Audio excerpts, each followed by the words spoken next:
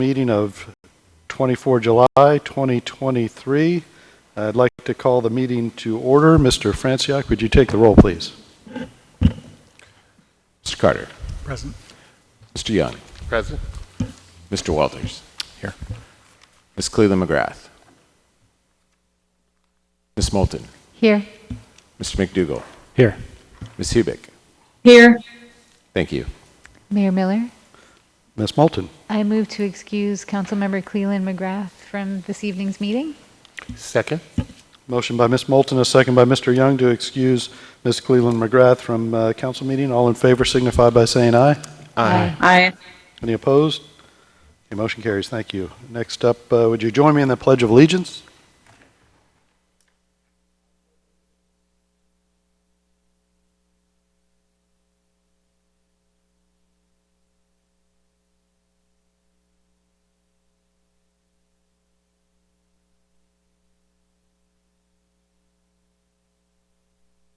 Okay, on to item 3, announcements and committee reports. A couple announcements.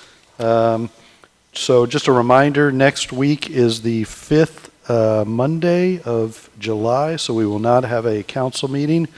And since we're not having a council meeting, I'd like to make a couple announcements on some things that are happening on August 1st. So this is our last council meeting before August 1st. First up, just a reminder, there's a primary election on the 1st of August. Your vote is your voice, and for me personally, I consider it a civic duty. So drop your ballots 20 days before the election, so they're already open, the ballot boxes. They will remain open 24 hours a day until 8 p.m. on election night. Ballot boxes are located at Anacortes Library, behind the library near the drive-up book drop. That's 1220 10th Street, and Anacortes in Skyline Beach Club, 641 Sands Way. And also happening, big happenings on August 1st. Anacortes Police Department is hosting National Night Out, and that will be from 6 to 8 p.m. on Tuesday, 1st of August in Storvik Park. And it will feature demonstrations by the always beloved T-Bone, our canine, Anacortes Fire Department, Naval Air Station Whidbey Island, and there'll be hot dogs, and there'll be all sorts of opportunities to connect with Anacortes Police Department, to connect with community partners and join the public, recognize the value of these partnerships. The wide variety of organizations and entities will be represented at their booths around Storvik. We've posted this announcement on our city's webpage, so look forward to seeing you all there. That's all I have, and so over to council for their committee reports. First up is Housing, Affordability, and Community Services Committee report. Ms. Moulton. Thank you. The HACS committee met last Wednesday, at 9 a.m. And it was Councilmember Walters, Councilmember Cleland McGrath, and myself. And we discussed the memorandum of understanding to do with human services coordination, because one of the challenges we face are different organizations doing different things and helping people in different ways and sometimes the same ways. So Stephen Simmons at Community Action is spearheading this effort to develop this memorandum of understanding so organizations can share information with each other without compromising the privacy of the clients. So they have scheduled their first meeting and subsequent meetings, so they will share information and goals and avoid duplication of services. So this is going to be a really great thing for us in Anacortes and also countywide. The other topic we discussed was people potentially being displaced from affordable housing developments that are currently affordable, but they're aging out of their tax credit status. So they can be rented at market rate. So for example, there's Anacortes Manor that has 35 one-bedroom apartments for elderly and disabled renters. And we have been told that this is aging out of affordability. So like happened at Heatherwood, units will be, as people move out, units will be fixed up and then they're rented at market rate. So people's rents have gone up from, say, they've gone up like $700. So from to 1650 from 950, for example. So that's a real concern because that's a lot of units that are currently affordable. So we've had, I had a conversation with Representative Rammel, and I reached out to a person at the Department of Commerce. Basically, how do we keep these currently affordable units affordable and not lose people out of them? Because it's a lot less expensive to keep people in their homes than it is to house them once they become unhoused. So we're working on that. Wish us luck with that. We also talked briefly about, there's the Gelada software platform that the county is adopting to do with keeping track of service providers and who they're helping and how, and that will be rolled out. We don't know a ton about it yet, but that's also coming forward, so there will be more on that later. Thanks. Okay, thank you. Next up is Planning Committee. Mayor Miller. Ms. Moulton. Thanks. The Planning Committee met at 5 today, and it was Councilmember Walters and myself with Planning Director John Coleman and Finance Director Steve Hoagland, and we looked at the capital facilities plan and different items on that to get a head start on it, like we're doing in our other committees as well. So there were some new things added to it that we just started discussing. The Anacortes Downtown Association has some ideas about parking, about some intersection improvements at 6th and 8th Street, is that right? I'm pretty sure, 6th and 8th Street. Anyway, it's all very new, and we're looking at their proposals. They did a really good job at putting it together, and so we'll be delving into that some more. Oh, and then another project is to connect Commercial Avenue with the marina via 9th Street, which we've talked about, I think, for a really long time, and how we can make that happen too. But in addition to that, we talked about some other projects, but again, there will be more on that later. Thanks. Okay, thanks. Any other announcements or committee reports that we... Mayor Miller. Mr. Walters. The IT committee and the fiber committee, which happens to have the same membership, met, and we looked over proposed capital facility plan projects. For the IT committee, the only request for the next update to the capital facilities plan relates to our ERP program. The Eden software that we currently have that is nearing end of life needs to be replaced before it reaches end of life, hopefully. And what that probably looks like is maybe up to $1.5 million for the purchase of new software. And we expect that we would go out for a consultant for maybe 10% of that to help us identify the functions that we need, write an RFP, and then ultimately implement the software. Implementation would probably require additional staff.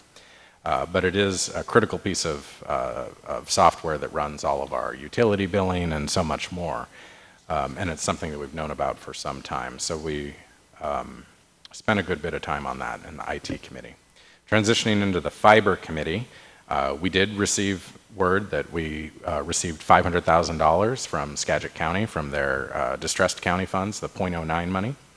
That grant program will now have given us a total of $1 million over 2 years, and that the fire department notes that $1 million from the county is much easier to access than the EDA money, which is funding a lot of the build out of one of our final phases.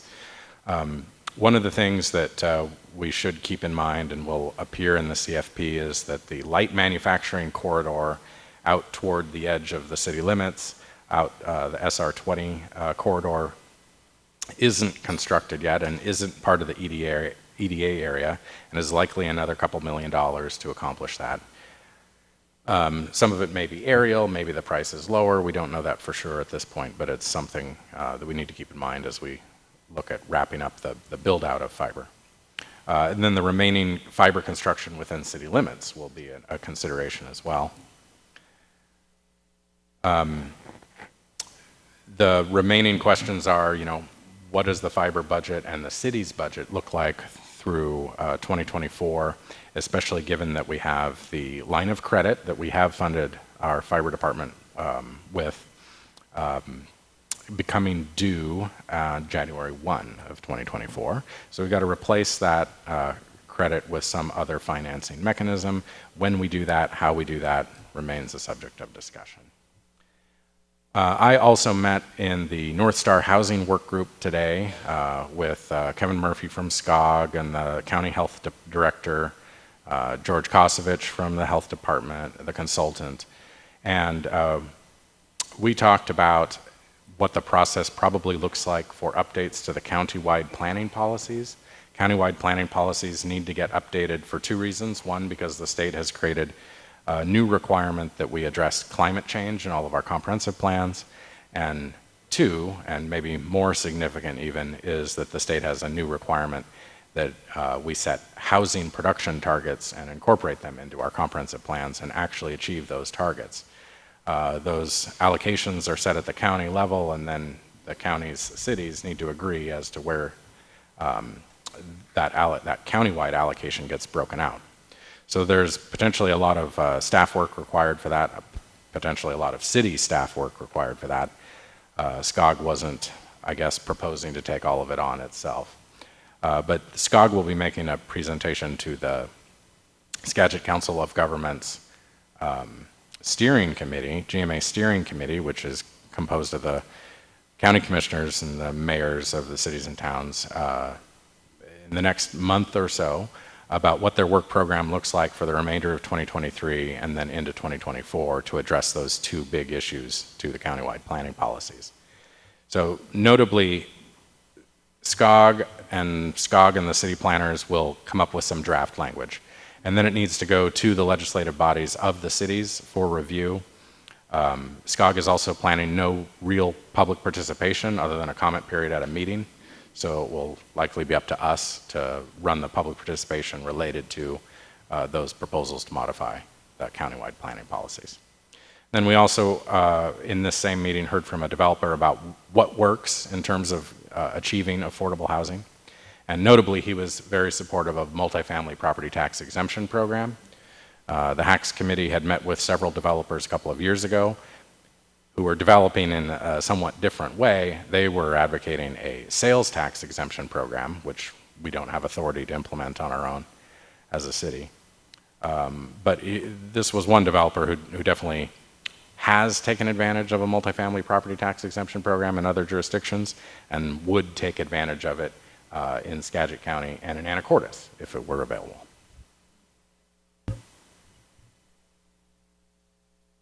Okay, any other announcements or committee reports? All right, I'm going to move on to item number 4, which is public comment, and this is an opportunity for any member of the public that would like to address the council on anything that is not on our agenda tonight. So we've got our budget update and our parking ordinance that's on our agenda, and that's starred for public comment. So I've got 2 folks signed up.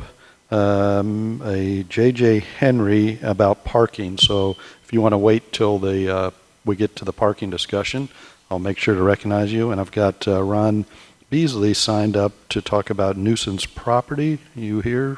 Yep, come on up. Yeah, just state your name for the record and where you live. We don't need your address, just the city that you live in. And Ron, if you could hit the button that's on the mic, at the base of the microphone, make sure the light's on. My name is Ron Beasley. I live at 1205 19th Street. I also own the property at 1201 19th.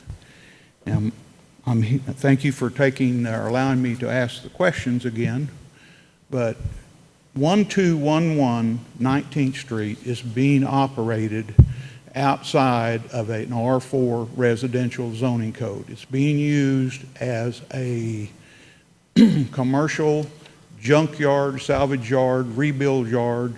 Any day of the week, there's 15 to 17 junk vehicles in the yard. 7 days a week, they have people working there, working on these junk vehicles. Interesting though, none of them ever seem to move out being sold.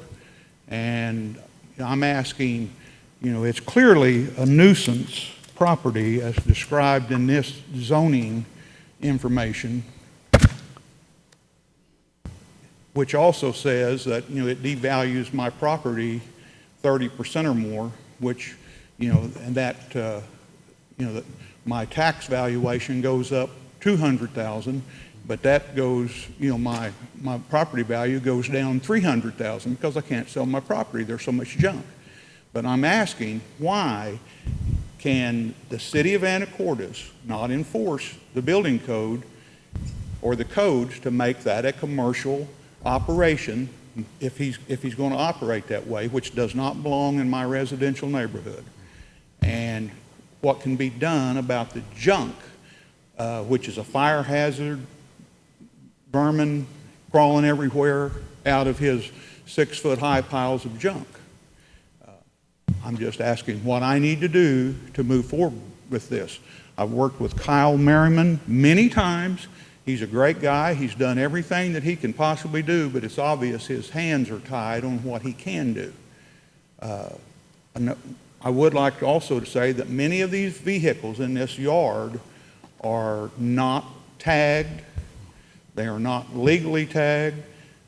Even the police chief, I've asked him about a certain one with farm tags, and he says, no, it's not tagged. But, if we ever catch him moving it, we will give him a citation.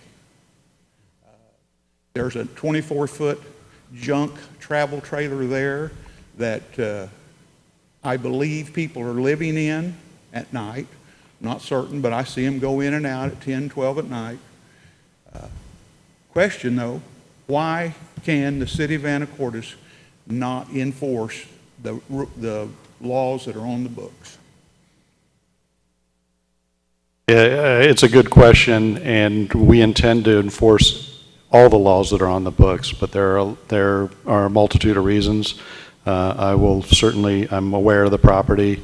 I'm aware of some of the actions that my staff have taken over there, but we intend to enforce all the laws. But if you stick around to the parking discussion later on this evening, you'll see it's a serious challenge. One of the things we've done with the council support is we've hired an additional parking enforcement person that will also pair with Kyle, so he has a little bit of backup. But it's not the only property, sir. So there's multiple areas of enforcement, and my intention is to enforce the laws that are on the books. But there's lots of challenges there. All right, thank you. Yeah, but thank you for bringing it to all of council's attention. Okay, I think there was a couple folks, that you didn't get a chance to sign up. Come on up if you want to address the council.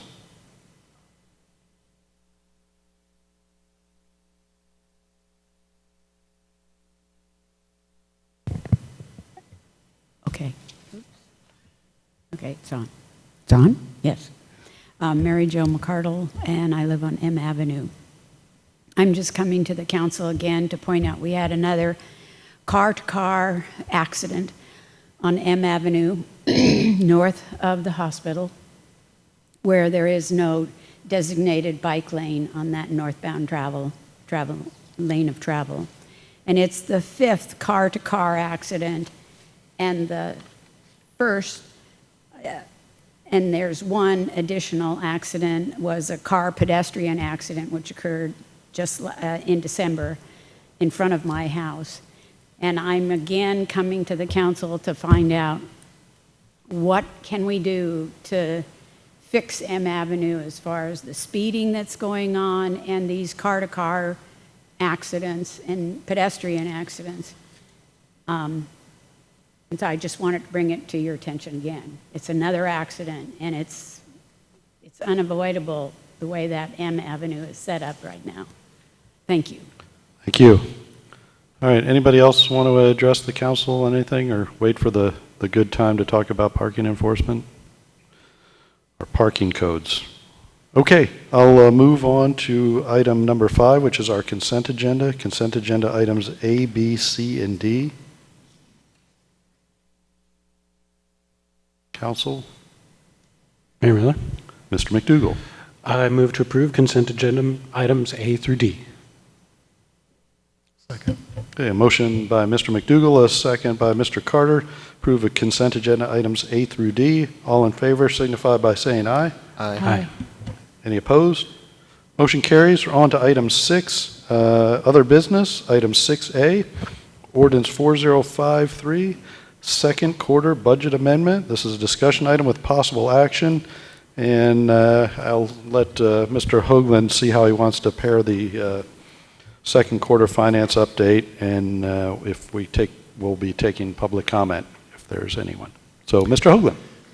Thank you, Mayor, members of the council, and members of the audience. So to start out with the second quarter budget amendment, if that pleases council, really just some housekeeping items I'd like to go through pretty quickly. I'm going to drop down to the matrix that's included in the ordinance, has a description of each of the items that we're requesting a budget amendment for, the expense items, and then the corresponding revenues to offset those items. So this first block up here, this is all in the fire EMS category. So the majority of this, the wages, benefits, supplies, etc., is to start the process of hiring 4 of the approved 8 positions in the fire EMS department that will eventually be supported by the levy lid lift. So it would be, the equipment identified here would be for all 8 positions, but there's also a desire to start that recruiting process right away and try and get 4 of those positions filled with a hope to start date of October 1st. The revenues we'd be using, or the resources we'd be using to offset those costs, primarily are cash reserves, $298,000. When we go through the finance update in a few minutes, I have the cash reserves listed by fund, and you'll see the EMS fund has sufficient cash reserves to support that balance. The other amount of $65,000, this comes from the paramedic donation fund, and you can see it offsets this supply line right here for extrication equipment and vent equipment. Without boring you with too many accounting details, a few years ago there was an update from the Governmental Accounting Standards Board that changed the definition of a trust fund, and the paramedic donation trust fund that we had in place no longer met the qualifications for a separate trust fund. That fund was collapsed back into the EMS fund and is now just another cash line within that fund. So as long as that money is used for EMS paramedic uses, it would meet the donative intent that originally established that cash line. A little, Mr. Walters. It looks to me like that line item has the same bars number as the cash reserves. that's correct. That was, they'll both come out of fund balance. So the way our accounting system works, that fund balance line, it links directly to cash reserves. So what we'll do is a journal entry to move that $65,000 out of that restricted donation line into the regular operating line, and then it would all come out of fund balance. And what's the total amount of the paramedic donation fund? I want to say it's $68,000.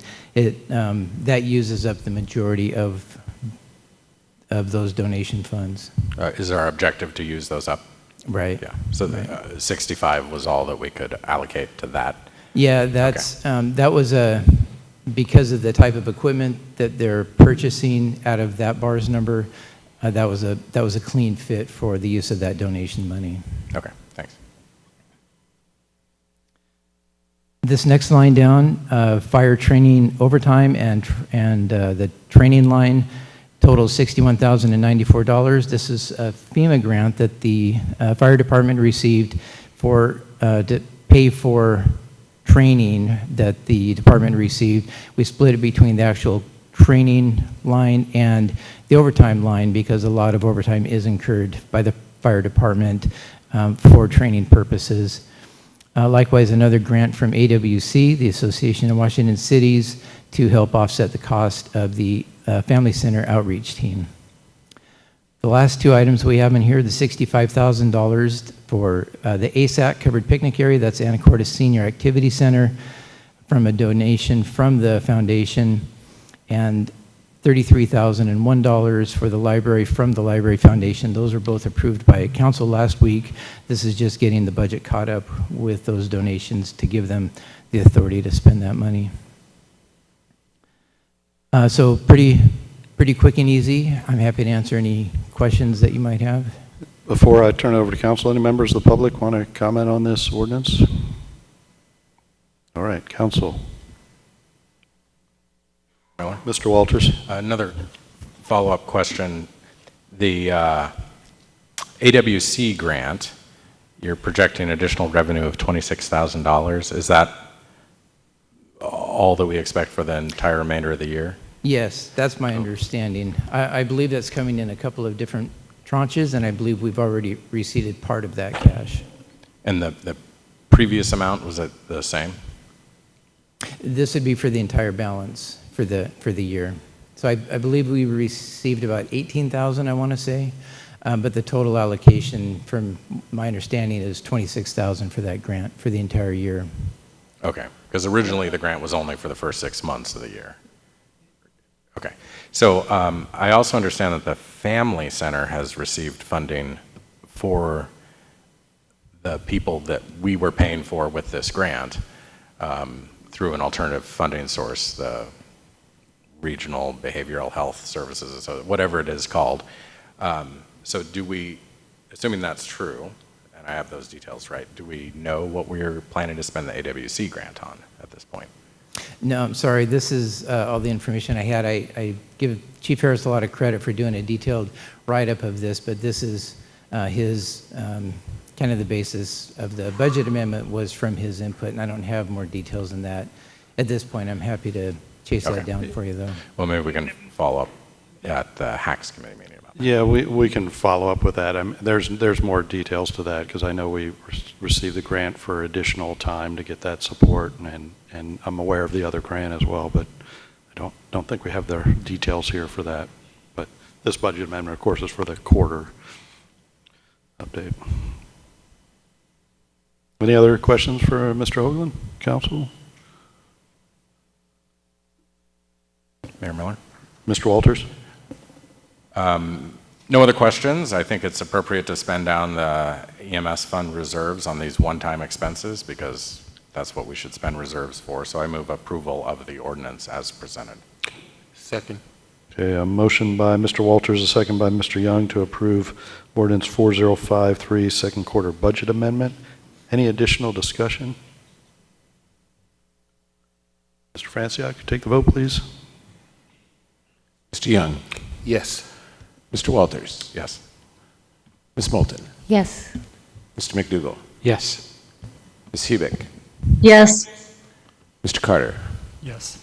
Motion carries.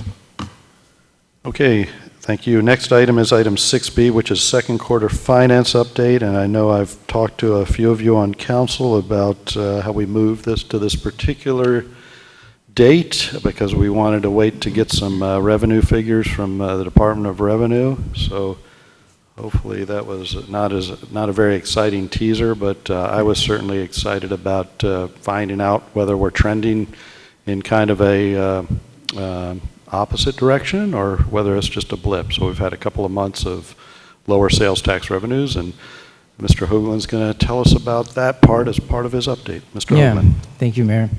So this is the kind of the overarching tax chart you've seen before.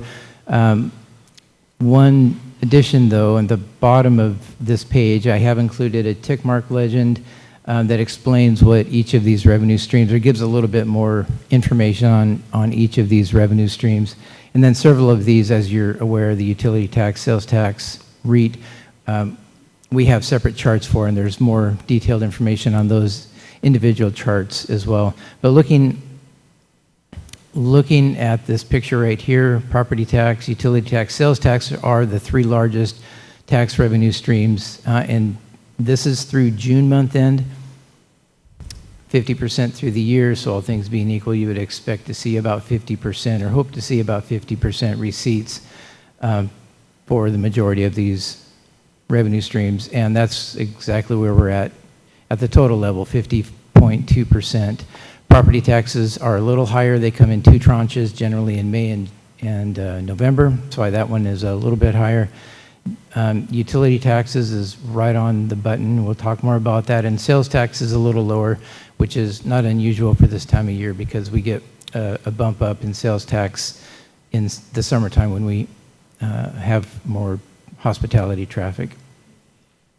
So wanted to Mayor move on. Oh, Ms. Moulton? Sorry. Thank you, Mr. Hoagland. Thank you for this box at the bottom and the boxes on the subsequent pages. I found these super helpful. So under J, 0.1% sales tax that goes to the county, redistributed back to the city on a per Quite the teaser there. On a per capita basis. capita Yes, basis. sorry about that. Thank you. Yeah, when we were looking at this, I realized, even 8 years on council, I still don't have them all memorized, so I figured it would be useful to keep them in there. So, all right, thank you for that. Mayor Miller? Mr. Walters? Well, and to expand on that, so you total them up at the bottom, total amount of taxes, but that box articulates how most of that money is those first three tax items: property tax, sales tax, and utility tax, and that only amounts to about $15 million. And the remainder is all restricted in one way or another. I guess maybe with the exception of leasehold tax, but not available to us to pay for general government. Yeah, that's exactly right. Yeah, it's a very good point. All right. Okay, so sales tax. So as the mayor mentioned, what I was hoping we would receive, which we did first thing this morning, was the sales tax receipts for July. So this is a chart we've looked at a number of times. There's a lot going on here, so I'll go through it again. But the bars are set up on a budget to actual, the green being budget, the orange being the actual receipts.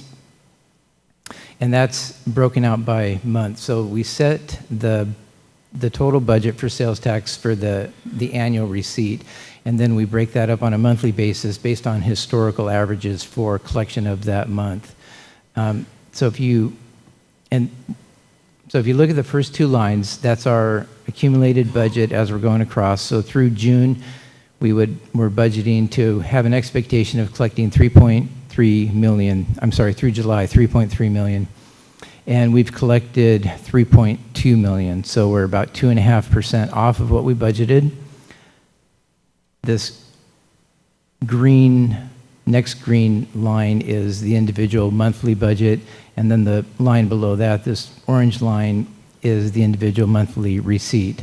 So the bottom line, this in black, is what we receipted in the same month last year. So our example here in July 22, we receipted $547,000.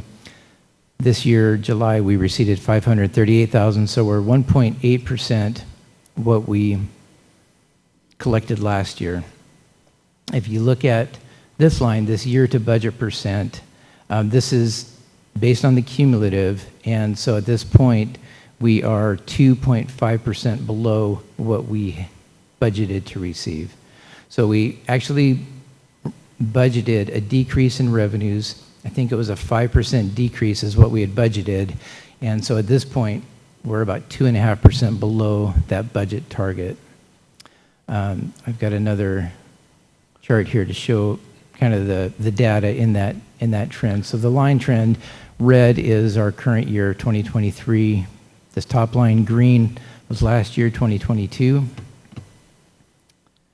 If you look down to the bottom, the purple data line, this is the January through July collection of each of the subsequent year, 2017 through 2023. So you can see we've had growth every year. 2018, it was significant growth over the prior year. And this percentage change down here, this is looking at the change to the prior year. So the total year against the prior year. 2018 had significant growth. The high school construction project was still going on at that time. We knew that was providing a significant boost. 2019, that project tapered off. We were expecting that, but so we budgeted for that, and that's why the 4.4% decrease, the high school project ended. 2020 was COVID, an 8.6% decrease. Then 2021, things really heated up. We had a 22.6% increase. Last year, 11.2% increase over that. And now so far this year, we're 4.5% collection less than what we collected through July last year.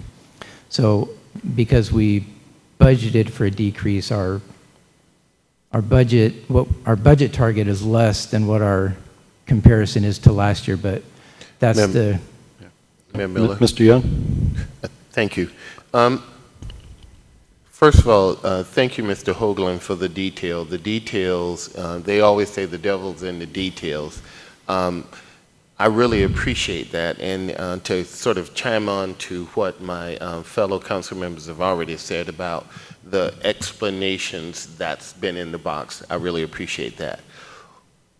Although I know you tend to lean your recommendations on the conservative side of things, which I think is a beautiful thing, which every city should have a finance director that sort of leans on the conservative side of making sure we have enough money. In this case, you're showing us a trend here, and then in this year we have a drop. One of the things that I'm hoping you, maybe it's in your, further in your presentation, but to tell us what are you attributing that drop? Because, you know, again, if the push of the country is to slow down just a little bit, inflation has been a big part, interest rates are rising, you know, is that part of it, or what do you attribute that reduction, because we were anticipating more, but we're getting less? And so what would you attribute that to? And, you know, I know you're going to get to it in your presentation, but what additional steps you've taken in recommending to the city that we do to just make sure we're prepared for what may come, may or may not come? Yeah, no, it's a great question. So the mayor and I, we touch base on this every month, if not more frequently. And what we're seeing in the data, and you're right, we'll see a little more about this, but there's been a real impact to the building market. So that's depending on which month you look at, it's 20 to 25% of our sales tax buildup or makeup. I think in 2022 for the year it was 23% of our total sales tax. But when we look at the building permits issued, it's a chart later on. It'll be really easy to see what where that slowdown is coming from. But just to jump in on that, just another thing that council, that just a reminder as you're trying to look, as this chart is looking at monthly trends, and the trend that was concerning, as we saw May and June go down in sales tax, looking at monthly trends. So if you're thinking about what's causing that, just a reminder that July is actually tax receipts for what happened in May. And so 2 months, and so. Yeah, that's right. Just as we're all trying to figure out those trends. Mr. Young? Thank you, Mayor Miller. So to your point, you know, you're reflecting back in May, but this is showing a trend. Okay.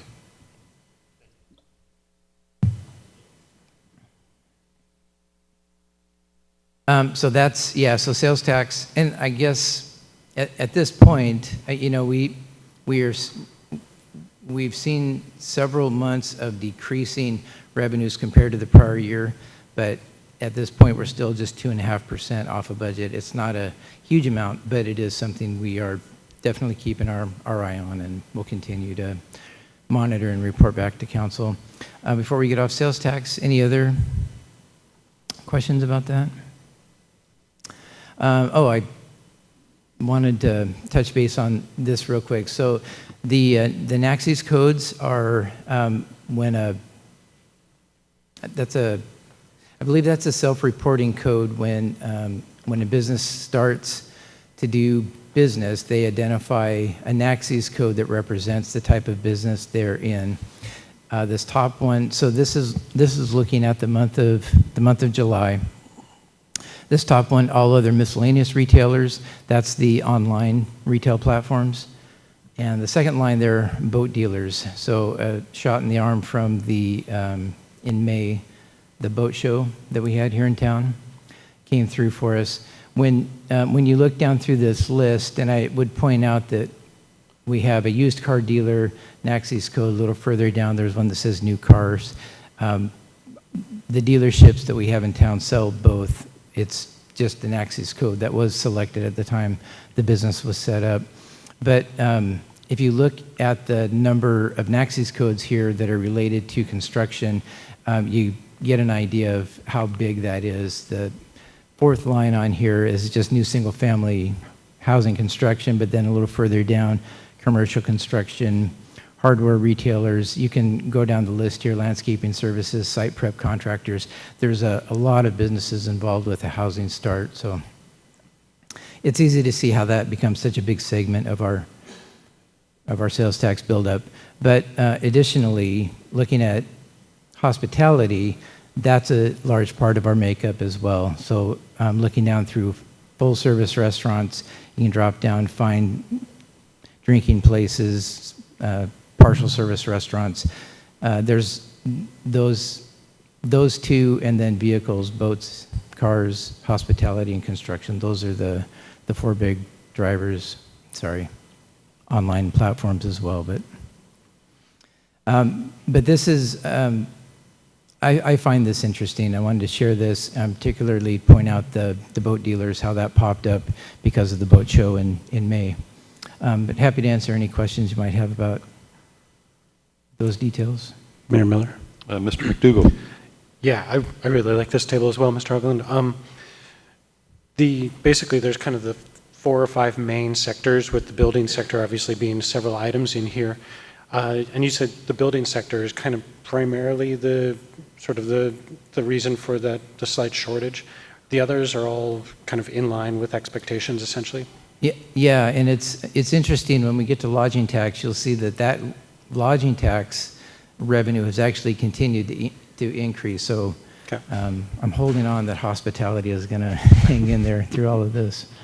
Okay, so it's not as simple as saying that the fourth item there, normally we would expect that to be 6 or 7 because there's several line items actually. So yeah, that's right. They're all some percentage lower than, I guess, exactly. average. And we've tried, some of the staff in the finance department have done a lot of work trying to pull this data together to be able to combine some of those Naxos codes to get a better idea of the magnitude. It's not as easy as it seems. So we're still working to try and do some of that. Appreciate the effort. Thank you. Yeah, and the Naxos codes are far from perfect. As somebody who's filed for a business license 20-some years ago, and you weren't quite sure exactly what you were going to sell, but then the Department of Revenue goes ahead and puts you in a category, and you don't bother to check it later on because you're already in the category. You remit taxes, and it comes back to the city. So this next set of charts is similar to what we were just looking at, but this is tracking the private utility tax. So this is the utility tax that we charge on private utilities. I have this little information box up at the top of the chart. Cable TV, 7%, natural gas, electricity, and telephone service, all charged 6%. So this red line is our actual income against what we had budgeted. And then, so the same setup, you can see how we're performing against budget at this point. We're 5.4% against our budget. This is through June. And then looking at last year, every month except for February has been an increase in revenue over that same period last year. You have all probably seen that in your gas and electric bills. So that's, I guess, a bright side to the increases in utility costs. This is looking at that kind of same trend information. This is January through June. Receipts of private utility tax, 9.2% over last year, where we were at this point. The next item, public utility tax. This is the utility tax we charge on the city's utilities, the public utilities. 7% for water, sanitary sewer, and storm sewer, 12% on solid waste and recycling, and the solid waste is split between the state of Washington and the city. So this is not as fun of a story as the private utility tax. So you can see how we're performing against budget. We're significantly under budget. And then looking at our receipts compared to last year, we're under in each month. So I'm going to drop down to this trend chart real quick. So what we had been seeing is, except for the COVID year 2020, pretty significant increases year to year, 7.8%, 21, 7.9%. Last year, when we put the budget together this year, we budgeted for another 7% increase. What we are seeing is, because we have fewer houses being added to our inventory and conservation efforts that are succeeding across the board, water consumption, which then relates to sewer consumption, are down for the second consecutive year this year. So they were down 1.5% in 21 compared to 2020, in 22 compared to 2021, down 4.5% in 2023 compared to 2022. Mayor Miller? Mr. Young. Quick question for you. In doing the analysis to see what's impacting those numbers, is there a view of let's say the refineries versus housing, and are they consistent, or have they kicked in with water reduction methodologies? And, because I guess what I'm looking to find out, and I know you may not be prepared for that here, and that's not what I'm asking. What I'm really asking is, when we look at this whole ball of wax, trying to attribute it, one, we know that housing and residentials are doing one thing and maybe trying to reduce those things, but I was curious if the other side of the house was doing the same thing. Yeah, and looking at the consumption data, it's clear that the refinery efforts to recycle and minimize their use they're being effective. Their consumption they still represent at least two-thirds of the consumption output of the city's water utility. And yeah, we're seeing those consumption amounts decreasing from the refineries, as well as the other segments of the utility base. Mayor Miller? Ms. Moulton. Thank you. Mr. Hoagland, is this I want to make sure I'm following along in the right page. Is this the public utility tax trend page? Yes. Okay, my numbers are different on mine. Oh, so I'm so sorry. That's okay. Thank you for pointing that out. That was another thing that just came in today. What I had plugged into June was an estimate in the okay, I saw that packet. it was in purple, so I wondered. That's right. Thank you for pointing that out. Okay, thanks. I'll just make notes on mine. Thank you. Yeah, And this will be in the packet updated when it gets, if someone wants to go, okay. Yeah, the final, because we Great. got the numbers this morning. Yeah. So, Thank you. but thanks for highlighting that so the public knows that we'll update with the final minutes. Yes, absolutely. Mr. Walters. There was some bill in the legislature, I think in the last legislative session, that I think passed relating to planning for evolution of refinery industries, and maybe even in Anacortes, because as refineries change to alternative fuels or simply producing less gasoline, and maybe other products, there might be a whole variety of impacts on the surrounding community, on us, certainly water consumption and the revenue that we generate for the water utility, but then the utility tax that we generate for the general fund could be impacted. So do we know anything more about that? Has anyone from the state reached out about that?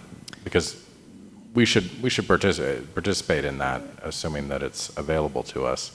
Yeah. So that we get some insight into just the fiscal impacts on the city's budget. Yeah, absolutely. So that's not something I can speak to, but we'll for sure follow up on that.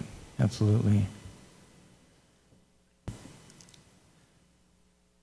Dropping down to this next chart, this is just looking at the utility tax on a combined basis, then the private and public utility tax. So it's not quite as bad looking at it. The combined balance, we're down 72,000 against budget, which is 2.9%. So,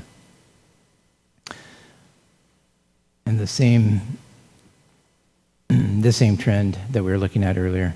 But yeah, so that private part of the utility tax, something that we'll continue to keep an eye on. That's all I have on utility tax. If no other questions. Mayor Miller? Ms. Moulton? Thanks. Sorry, so even my numbers from 2016 through, even my older numbers are different. Should they be? We can talk about this later, but. No, I messed up here. See how I incorrectly changed that from June to July. Oh. So, Okay. yeah, sorry about That explains that. it. No worries. Thank you. Okay, real estate excise tax. We have both REIT 1 and REIT 2. Put a description of those at the top of this chart. They're generally the same. The biggest difference is, I think it's in the acquisition for parks, and there are more restrictions on REIT 2 for uses in parks, trails, and general government. So, but the kind of the gist of the use or the restrictions are there in that information. So, the real estate excise tax has not really changed much over the last few years. Continues to be very robust, 715,000 through June, compared to 730 last year and 746,000 the year before. You can see pre-COVID, we're well above pre-COVID levels. As of June month end, we had $3,055,000 in the bank for REIT 1, $1.1 million for REIT 2. Just basing it off of the anticipated revenues is just looking at what we collected for the second half of last year, and I think I reduced it by some measure, I don't remember now. I think I used 90%, something like that, to come up with the anticipated revenue for the end of the year. This anticipated transfers, this 1.7, comes from these projects here, which are what we have budgeted for REIT use for 2023. So that would put us at roughly 3.1 million at the end of 2023. Questions on REIT? So getting down to building permits, I mentioned this earlier. So this is just looking at permits for new builds, single-family residence, multifamily residence, and new commercial permits. And this is looking at the last 3 years and the current year through June. And so far this year, we've issued 11 single-family permits, 1 multifamily, and 3 commercial, for a total of 15 permits. And that compares to 44 last year and 45 the year before.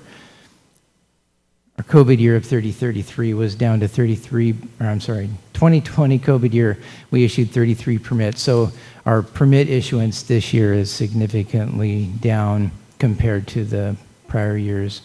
And then the receipted revenue in the building department likewise reflects that.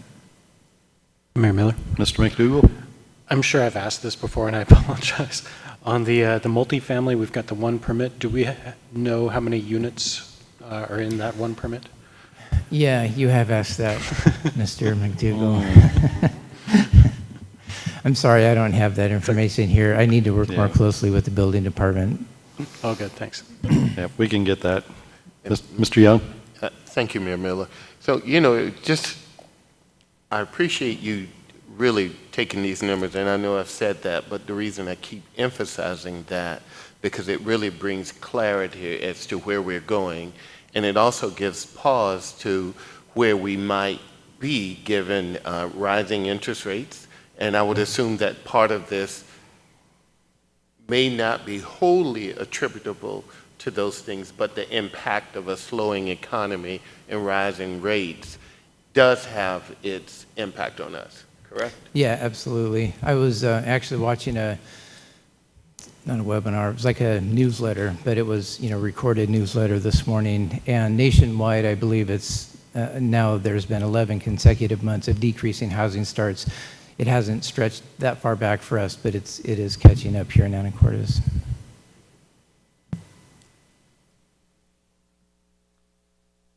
This next chart down is just more information about the building department, just a breakout of revenues by month. Pretty much same information that we looked at before, but full revenue picture for the previous years and then the full permit picture for the previous years. Lodging tax. So the City of Anacortes, we actually collect lodging tax represents a 2%, generally 2% credit from the state. City of Anacortes years ago implemented a second 2%, so we collect a total of 4% lodging tax, and that's all outlined there in that information bubble. But looking at our revenues year to date, it's really impressive how the lodging tax have continued to not only hang in there, but to increase each month, year over year. So this is the kind of the final look where, I know this is a super boring chart, but it shows there's a lot of good information here. It's broken out by fund, starting with the general fund. The top line here is budgeted revenue and receipted revenue. Second line is budgeted expenditures and actual expenditures. We have the percent of those elements against their budget here. And then off to the side, the balance of cash reserves in each of these funds. In the general fund, we have $642,800 in the general operating cash, $4.5 million in the rainy day fund, and $1,002,000 in the IT reserve fund. So that IT reserve fund is for the purchase of future IT-related equipment. We run that department just like we run the ER&R equipment, or the ER&R department for equipment replacement, where we collect a portion each month from the departments using the computers to pay for the department itself and for future computer replacements. There's nothing unusual as you drop down through looking at budget to actual on both the revenue and expenditure side. This, let me explain this. So once you get beyond the general fund, this Parks, Fund 101, Parks and Rec, for example, at the end of June had a cash balance of $1.2 million. This balance over here on the far side, $186,612, this is the amount of cash reserves that we used to balance the budget for that fund for 2023. So as you drop down through this list, you can see what the current cash is and the amount of cash that we are budgeting to use to balance out the expenditure budget. One I wanted to point out, Washington Park, we're actually budgeting to collect, if it's a negative number when you're talking about fund balance, that's the only time negative is good information. This is the amount of cash we're expecting to put in the bank at the end of the year. It's in Washington Park.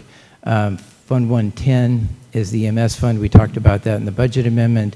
We're drawing roughly $300,000 out of cash reserves to balance that budget amendment. There's currently nearly $1.3 million in cash reserves, with 215 already scheduled to balance the budget. So you add another 300 to that, that still leaves about 700, 600 projected for year end. Drop down through Fund 110 is impact fees. So I have the cash balance broken out by cash element, $770,000 in roads, $168,000 in parks, and $358,000 in fire impact fees that are currently sitting in cash reserves. ACFL fund, lodging tax, REIT we talked about. So getting down into the utilities, these gets a little busy in these areas because of the various information that I keep in here.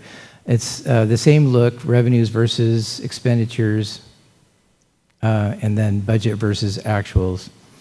In addition to that, on this box over here on the side, the CHGS, that stands for charges, so that what we have budgeted to collect in charges for service, I track that separately just because those revenues can kind of get lost in the rest of the utility since it's such a large balance. We have reserves that we use, sometimes, debt to fund projects. So I like to keep track of the charges for service separately to make sure we're in that 50% ballpark. So the water utility, we're at 45% collection, which is pretty close to what we were expecting via the budget.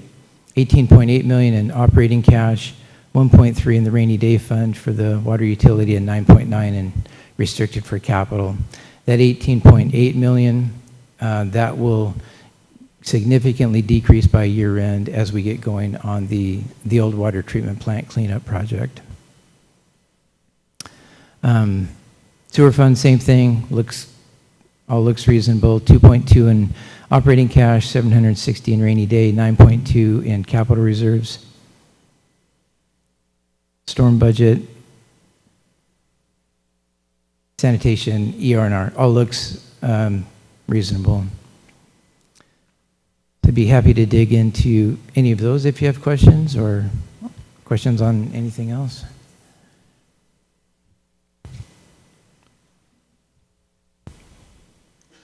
Mayor Mallard. Mr. Walters? Mr. Hoagland, thank you. I think you did a nice job overall of implementing some of our recommendations for enhancements to these charts. On this last table that's in the packet, something that isn't shown in the table, and I'm not necessarily suggesting that we rejigger it again, but something that isn't shown in the table, for instance, in Parks and Recreation, you've got revenue, you've got expenditures. Revenue and expenditures are always the same because the budget must balance. But where does the revenue come from? So the great portion of it comes from general revenue that would ordinarily be in the general fund, but it's budgeted to be directly deposited into the Park and Recreation Fund. Fund balance is a source of that revenue, but it's, when we call it revenue, you might think that it's money coming in, but it's actually money that was sitting there. And so I think we ought to keep those things in mind as we're looking at this. You really cannot look at bottom line number on one of these charts and think, I fully understand the budget, or I even fully understand the budget for that one particular department. I'm only just happen to be picking on parks in this instance. For impact fees, I do think that we had talked about breaking out the categories of impact fee because not all are the same. Maybe in a chart,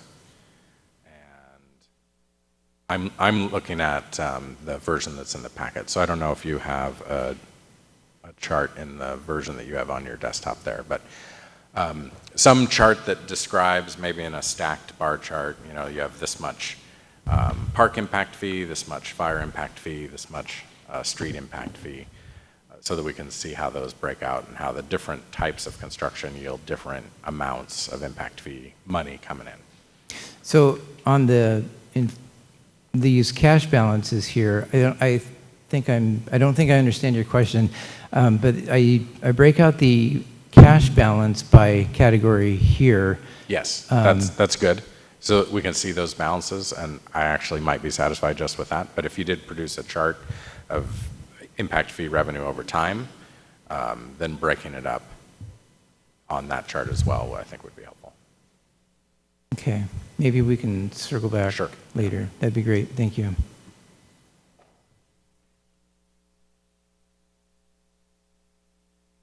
Okay. Any other questions? Is this your last slide here? Yes. That's what I thought. Any other questions for Mr. Hogan? Or members of the public want to dive right in on the budget? Come on up.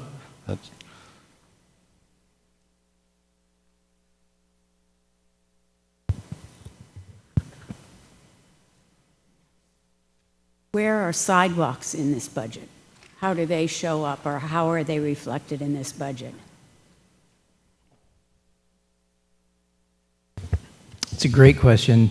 I don't have that detail in this presentation. I would be happy to provide that, though. So the sidewalk construction budget is actually in Fund 105, the BARS manual, the accounting manual requires that we account for sidewalks out of the street construction fund. So the 6.5 million includes 200,000 in sidewalk,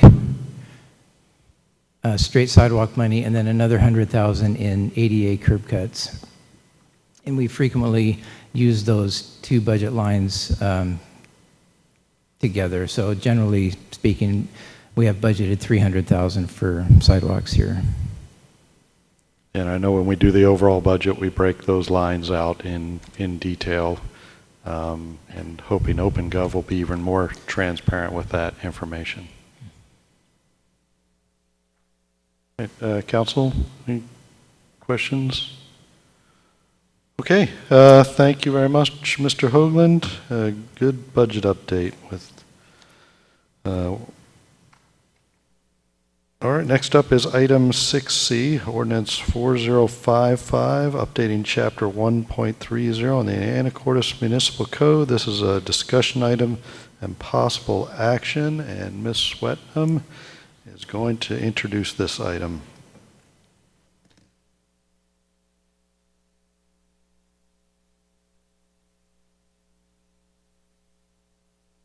It's a night of good, detailed topics, so thank you, Mayor Miller, members of council, and members of the audience. So I've got two agenda items here that really go together, and they're related to updates to how we do contracting and procurement. So I'm going to be presenting the information, but I'm also joined by Tiffany Matson, who is our contract specialist right behind me, and we're both happy to answer questions. I want to give Tiffany credit. She did a lot of the work on preparing the update to the purchasing policy and help with this ordinance. So ordinance 4055 would update chapter 130 of the municipal code, which relates to contracting. There are three kind of buckets of updates. The first is review requirements, the second is approval and signature authority, and then finally emergency purchasing. So timeline of how these two items have come to council. There was a first discussion at the June 14th Finance Committee update, a second discussion in July, and then tonight's the first read for the ordinance. So the first area where I'm sorry, this looks like a lot of stuff on the slide, but the first area that we're recommending some updates are how contracts are approved. So the code right now requires certain steps happen before any contract can be executed by the city. And the kind of list on the left-hand side of the screen is our current approval process. The code prescribes that the city attorney reviews the contracts usually to start with, but because of some of the issues related to specific types of contracts, we've added a step before that. For example, if we have IT contracts, we found it's really important for the IT manager to review those. Similarly with leases, we have the lease manager review them to make sure that we're not overlooking something that's specific to those contract types. So once that review's done, then it comes to me for review. It goes then to the department director for review. It goes to the city clerk treasurer for review. Then it goes to the mayor. Then it goes to the contract specialist. This is before the contract comes to city council. This is just the review process. And what we found from doing this now for a couple of years is that the average time for that process is about 10 days. That's something that we're hoping to have happen more efficiently. And we do have a lot of contracts that are on standard forms that we've prepared, that are within budget, that are planned for contracts. And so our proposal is to streamline the review process for those contracts that are on our forms within budget authority so that they are reviewed by the city attorney or delegate. And in my case, I could delegate that authority to the contract specialist, the department director, and then the contract specialist for processing. So it's there are still contracts that are not on our forms. There will be contracts that aren't provided for in the budget, or contracts where another party wants to negotiate terms. And we're recommending that the full approval process happen for those contracts, but just for those ones that are on forms that have already been reviewed and are within those parameters, that's a way that we've identified as a potential opportunity to capture some efficiencies. Miller? Mr. Walters. I wonder if we might stop there and have a bit of discussion about that. Sure. I was the original drafter of this code chapter because when I took office, the city's contract process was more or less non-existent, I think. I don't think that there were built-in required reviews of contracts, and we didn't have a city attorney, an employee city attorney who was available in City Hall all the time. Contracts were executed in the names of individual departments. Contracts were executed without terms that ever ended. Interlocal agreements were signed by the mayor without authority of the city council. There were a lot of problems associated with the contracts process. So look at how far we've come. I'm also very supportive of the streamlining review, more or less as proposed here. I had sent you some proposed language updates to simplify the language here a little bit, but because the difference between subsection A and subsection B is simply if they're not on the standard form, then the city attorney can't delegate, plus the finance director's review. So my question is, so the city attorney not being able to delegate, that language can be simplified very easily. Sure. My question is, what about the finance review? If a contract is executed on the city attorney approved standard forms, what review is the finance director providing? And is it necessary that he review every time, every contract, or can that review be skipped if it's on the city attorney approved forms? Your movement And I'm behind very me. interested in the finance director's opinion as to that. I'm happy to let him answer that one. Yeah, it's good. It's a good question. Ms. Putnam and I spoke about this briefly earlier today. So generally, a review by the finance director is probably not required, but there are. I can remember specific cases where a contract popped up that we didn't have contract authority for, and I was able to have that conversation with the contracting department. And my concern was putting that burden on a different department if the finance department wasn't part of that review process, and we were expecting that a different department, the legal department, would ensure that there was budget authority for that contract. And then it just seemed like a burden that shouldn't be borne by a different department. So the language that is in the existing code and is in the proposal makes the department director, who we pay a good salary, responsible for ensuring that it's within the department's budget authority. Do you think that's insufficient? Our directors generally do a good job of managing those budgets and ensuring they have budget authority for those contracts. So I want to say no, it's not insufficient. I guess it's just maybe coming back to that conservative nature that I have. I feel some ownership, some level of ownership in that. But it's a valid point. Yeah, I'm okay with leaving you in the review process for every contract, but then we lose some efficiency, which is what we're trying to achieve here. Yeah, and so, our intention with the language as proposed is that if the department director, is able to recognize that the contract is within the current budget, then the treasurer doesn't need to review it. But if it isn't, if it's like something, and this happens on a fairly regular basis, if it's something that hasn't been provided for in the current budget, then we would want Steve to review it and look at it. So maybe that's sort of the dividing line, and I don't know if council's comfortable with that. I think that threshold that you just articulated, if it's not within the department's budget, the director doesn't think it's within the department's budget, then it goes to the finance director, I think I'm comfortable with that. I don't think that that is captured by the language right now, but with a simple tweak could be, and I think I'd be comfortable. Great, thank you. Mayor Miller? Ms. Moulton? I gave a head nod on that. And so, Ms. Swetnam, if you delegated to the contract specialist, does that mean it would go to the contract specialist, then to the department director, and then back to the contract specialist? It would just mean that there would be two reviewers. There would be the department director and the contract specialist. So Okay. it's the way that we've kept. We had this conversation at the finance committee of whether we wanted to take out the city attorney step in this expedited review altogether.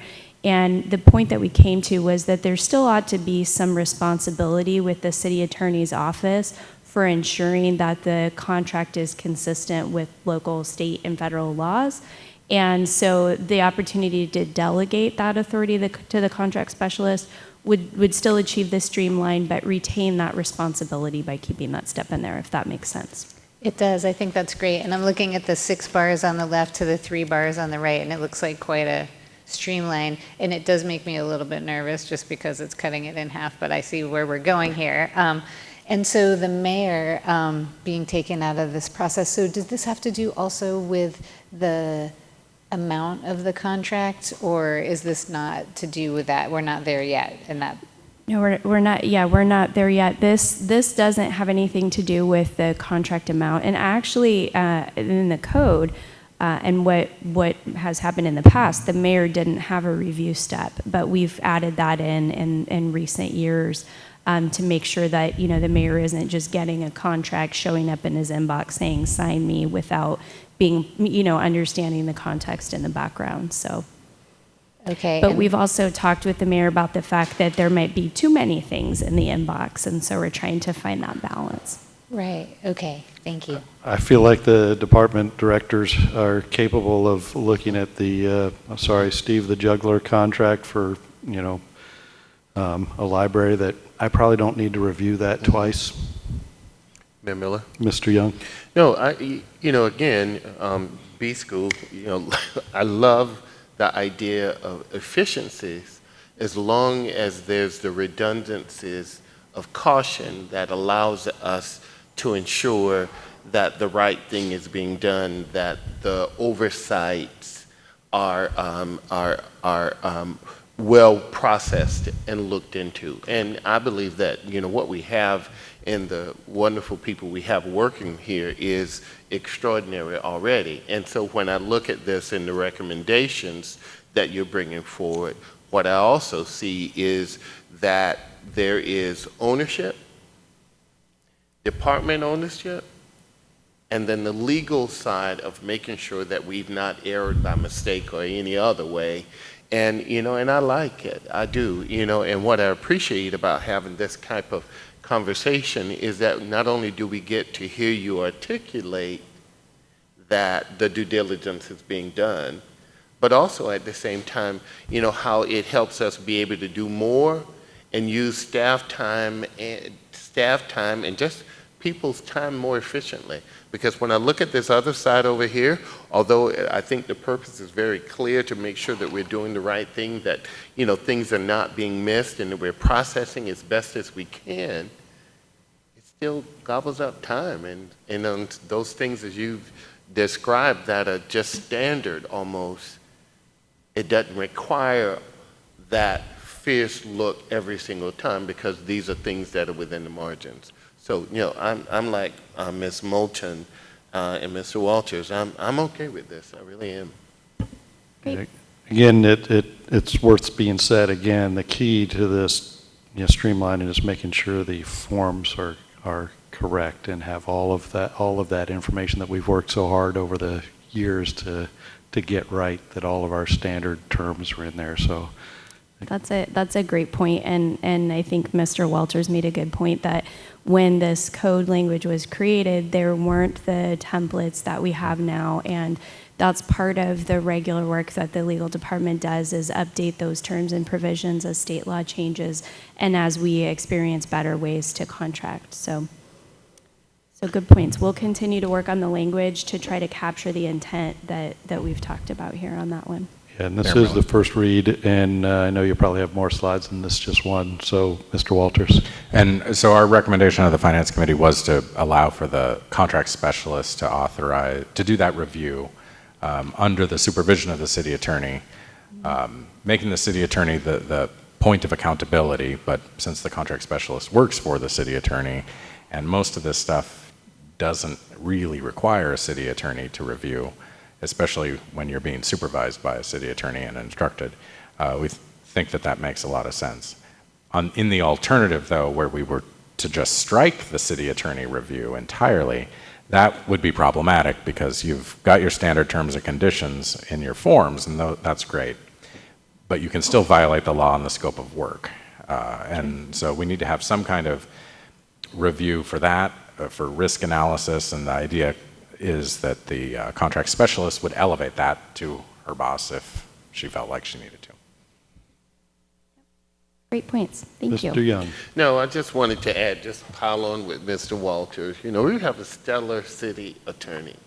We really do. I mean, just in the years that I've been here, the work, the detail, to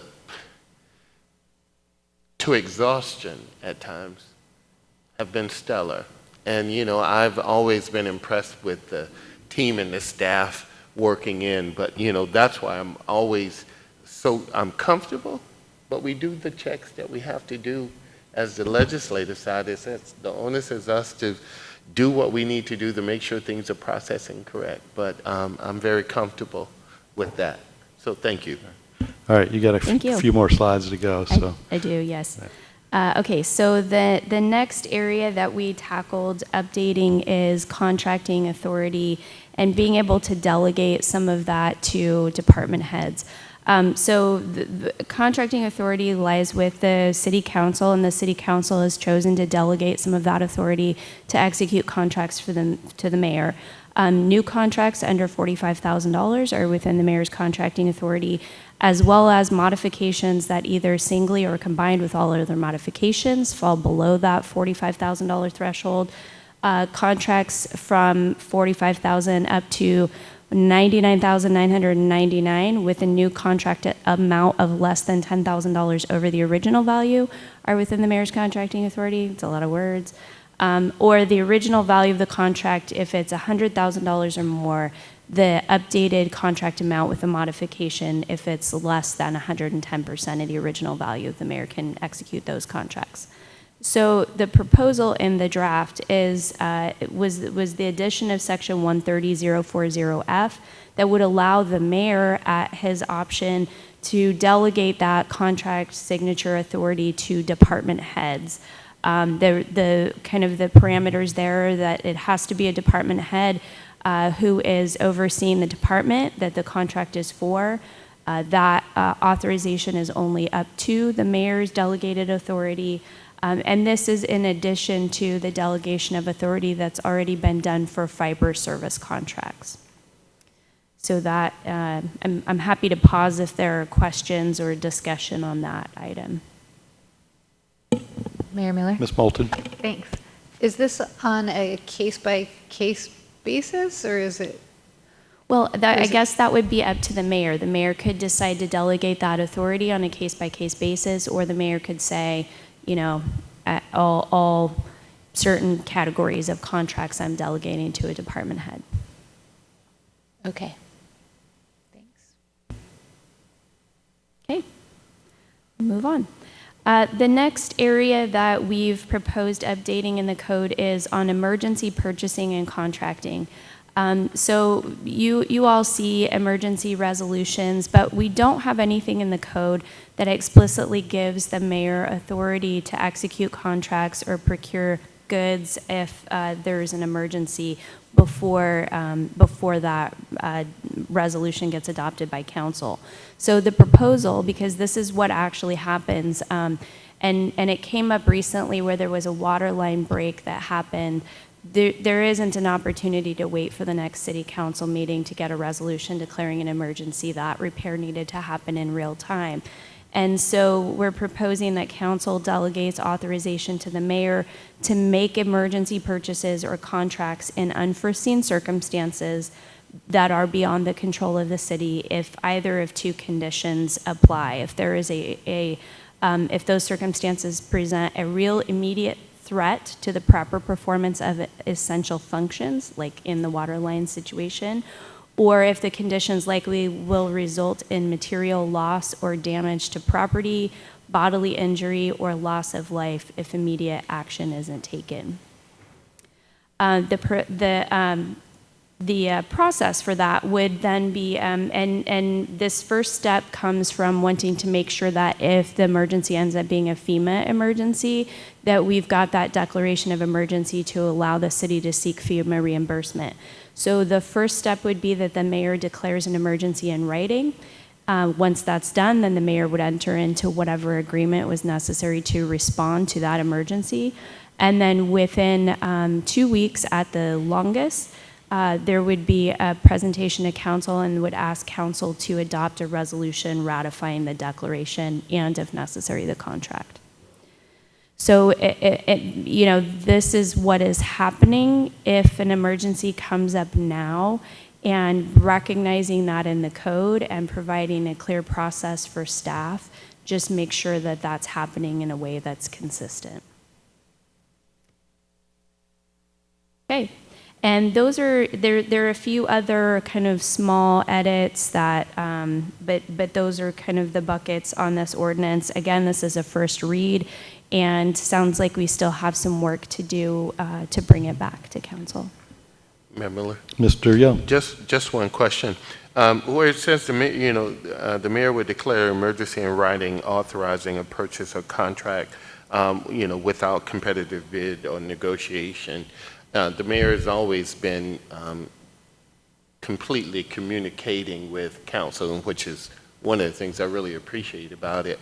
Does this include when it says the emergency, does that mean that the mayor notifies council that he's taken this action? It doesn't mean that we have to do anything, but it's sort of just being aware. So we didn't put that requirement in the code, but there is the requirement that that the mayor come back to council and as soon as reasonable, and no event longer than 2 weeks.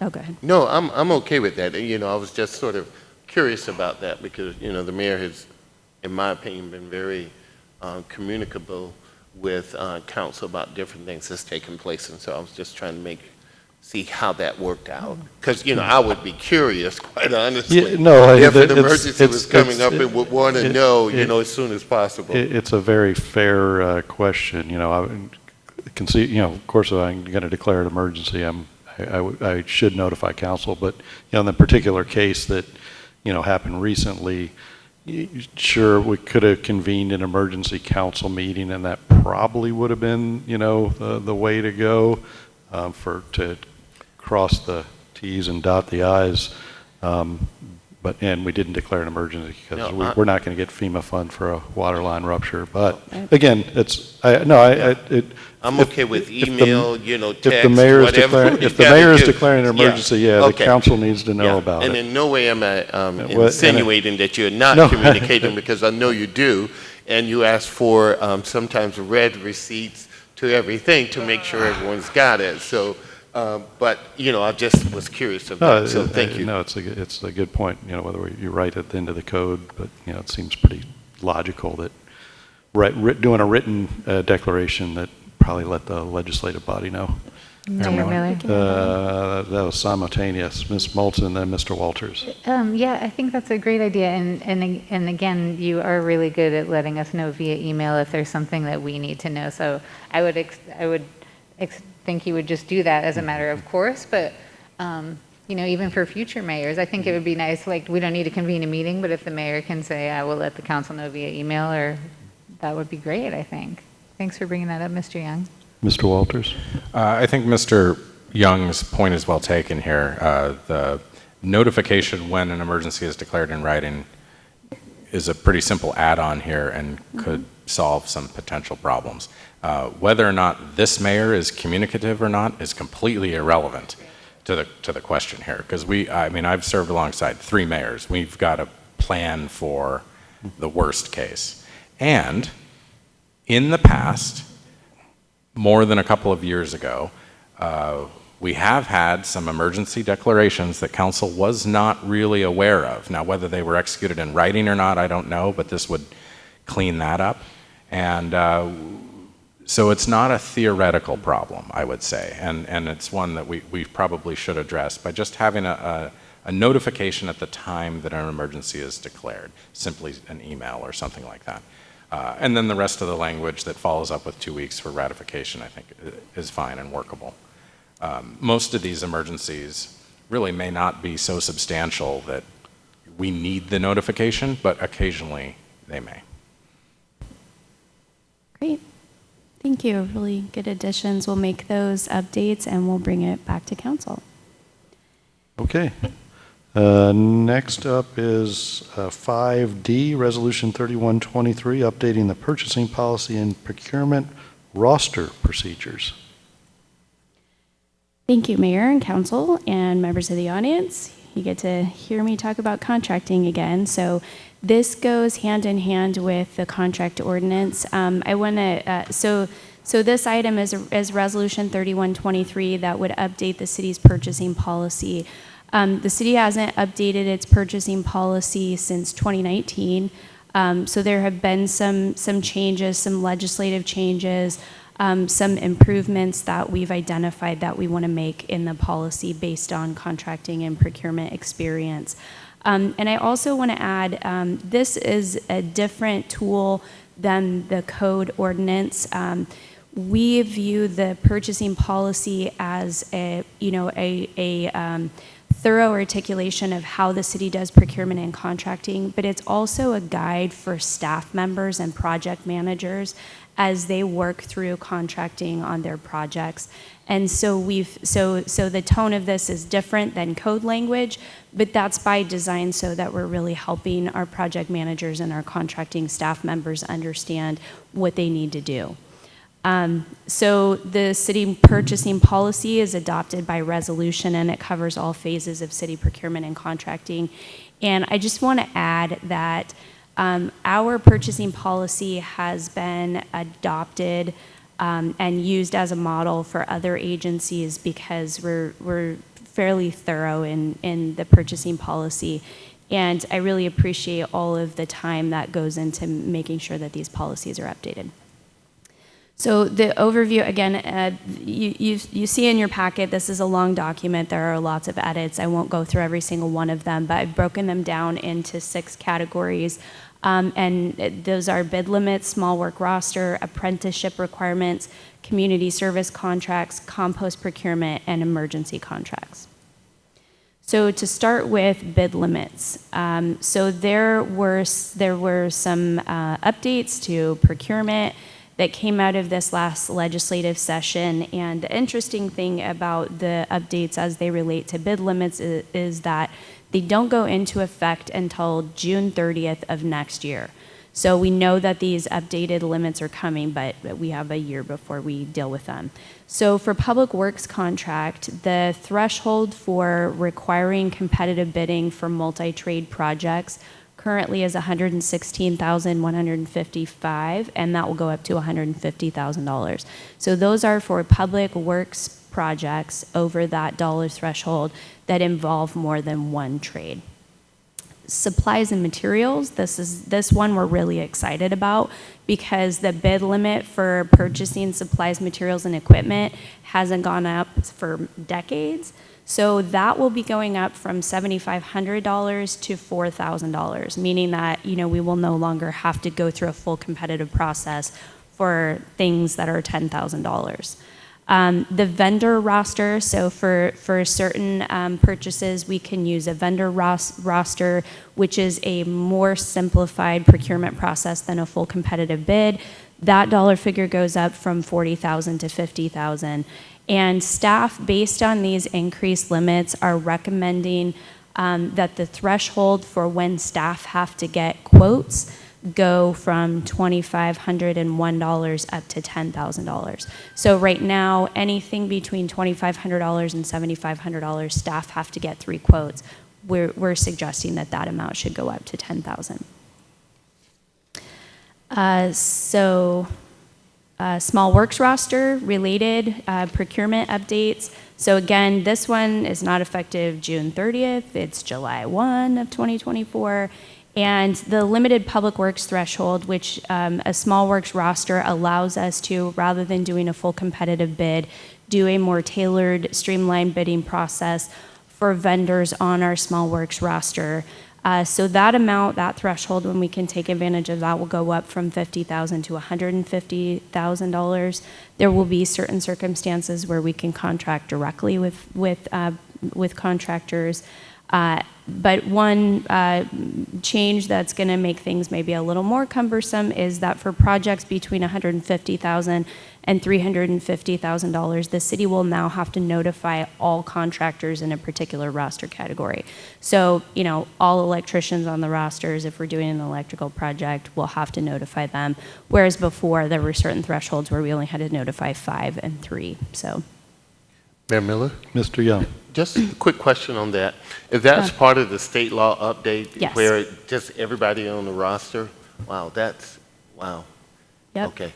Okay, thank you. Keeps us on our toes. New requirements for apprenticeship in public works contracts. I apologize for the formatting here on this one. So House Bill 1050, effective July 1, 2024, for public works contracts estimated to cost over $2 million, we now have to require that at least 15% of the total labor is done by apprentices. Effective July 1, 2026, that dollar threshold goes down to $1.5 million. And then July 1st, 2028, the dollar figure goes down to $1 million. And so that is new. We've not had to deal with that before, and it will add some challenges to procurements. I think there are probably a lot of local contractors that maybe don't have apprenticeship programs, so it will impact responsiveness to bids for contractors. Mayor Miller? Mr. Young. Just wanted to comment on that. I think part of where we are as a country is trying to make sure that we have next generational people being able to do the tools of the trade. And I think that, although it may be arduous a little bit, but I think that at the end of the day, what we are really doing is retooling and allowing, good wage jobs to be able to come forward. So, again, I love the idea of the apprentice part of this, and I just sort of wanted to come out on record as a part of that as well. Thank you. Great, and I think that's exactly the public policy that went into this bill. So community services contracts, there is a section RCW 3521-278 that allows smaller agencies to contract directly with community service organizations without competitive bidding. But there's been there's a limit on that, and it has been $25,000 as long as I've been with the city. But the House Bill 1086 increased that limit from $25,000 to $75,000. So for example, I think there have been some parks projects that have been constructed with a community partner without having to go through a competitive bidding process using this exception to competitive bidding. So gives us a little more room on that. Compost procurement. So this is, as we've talked about, this is a requirement in state law that agencies adopt programs and ordinances on compost procurement. And the city adopted Chapter 2.86 of the Municipal Code regarding compost procurement earlier this year, which went into effect at the end of May. So the requirement is that the city incorporate locally procured compost materials in certain types of projects that involve compost materials, so parks projects, fill, those types of things. And so we wanted to make sure that our procurement policy incorporated what was adopted into the code with guidance to staff. Mayor Miller? Ms. Moulton? Thank you. Thanks, Ms. Swetnam. You and I have communicated about this, and I just wanted to share one of the reasons for this. It's not just that the state legislature wants municipalities to buy locally. It's because the municipalities are going to be generating the compost, and then it goes to the composting facility. Well, then there will be more of it based on a new organics management law. So then it needs to be bought. So they're trying to make sure it's a circular system because so that it'll be purchased too. So it could be really beneficial in keeping a lot of organic material out of landfills and turn it instead into garden and landscape amendment. So thanks. Yeah, great background. Thank you. And then emergency contracting. So this is to be consistent with Ordinance 4055 to lay out the procedures and guidelines for staff. So obviously we'll need to make some adjustments to this as we make adjustments to Ordinance 4055. And that is the big areas that we are proposing to update in the procurement policy. I'm happy to answer questions, and I know that Ms. Matson's here and can answer questions as well. All right, any other questions for Ms. Swetnam? Ms. Moulton? Thank you. Ms. Swetnam, I just want to compliment you on your agenda bill cover sheet.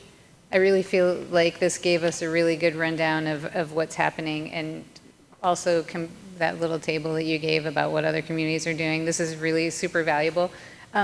I just have a question about what the difference is between a bid and a quote, because I noticed some of those words have been crossed out and switched in some of the redlining, and I don't know what that is. I believe I know what you're talking about, and I think that was just an intention to be more precise in our language.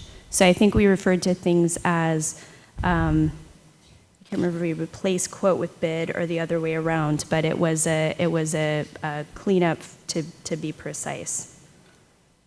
Okay, thank you. Yeah, and I also want to say thank you for the compliment on the agenda bill. That was Tiffany Matson's work, so thanks to her for putting all the good information together. Great. So. Thank you, Ms. Matson.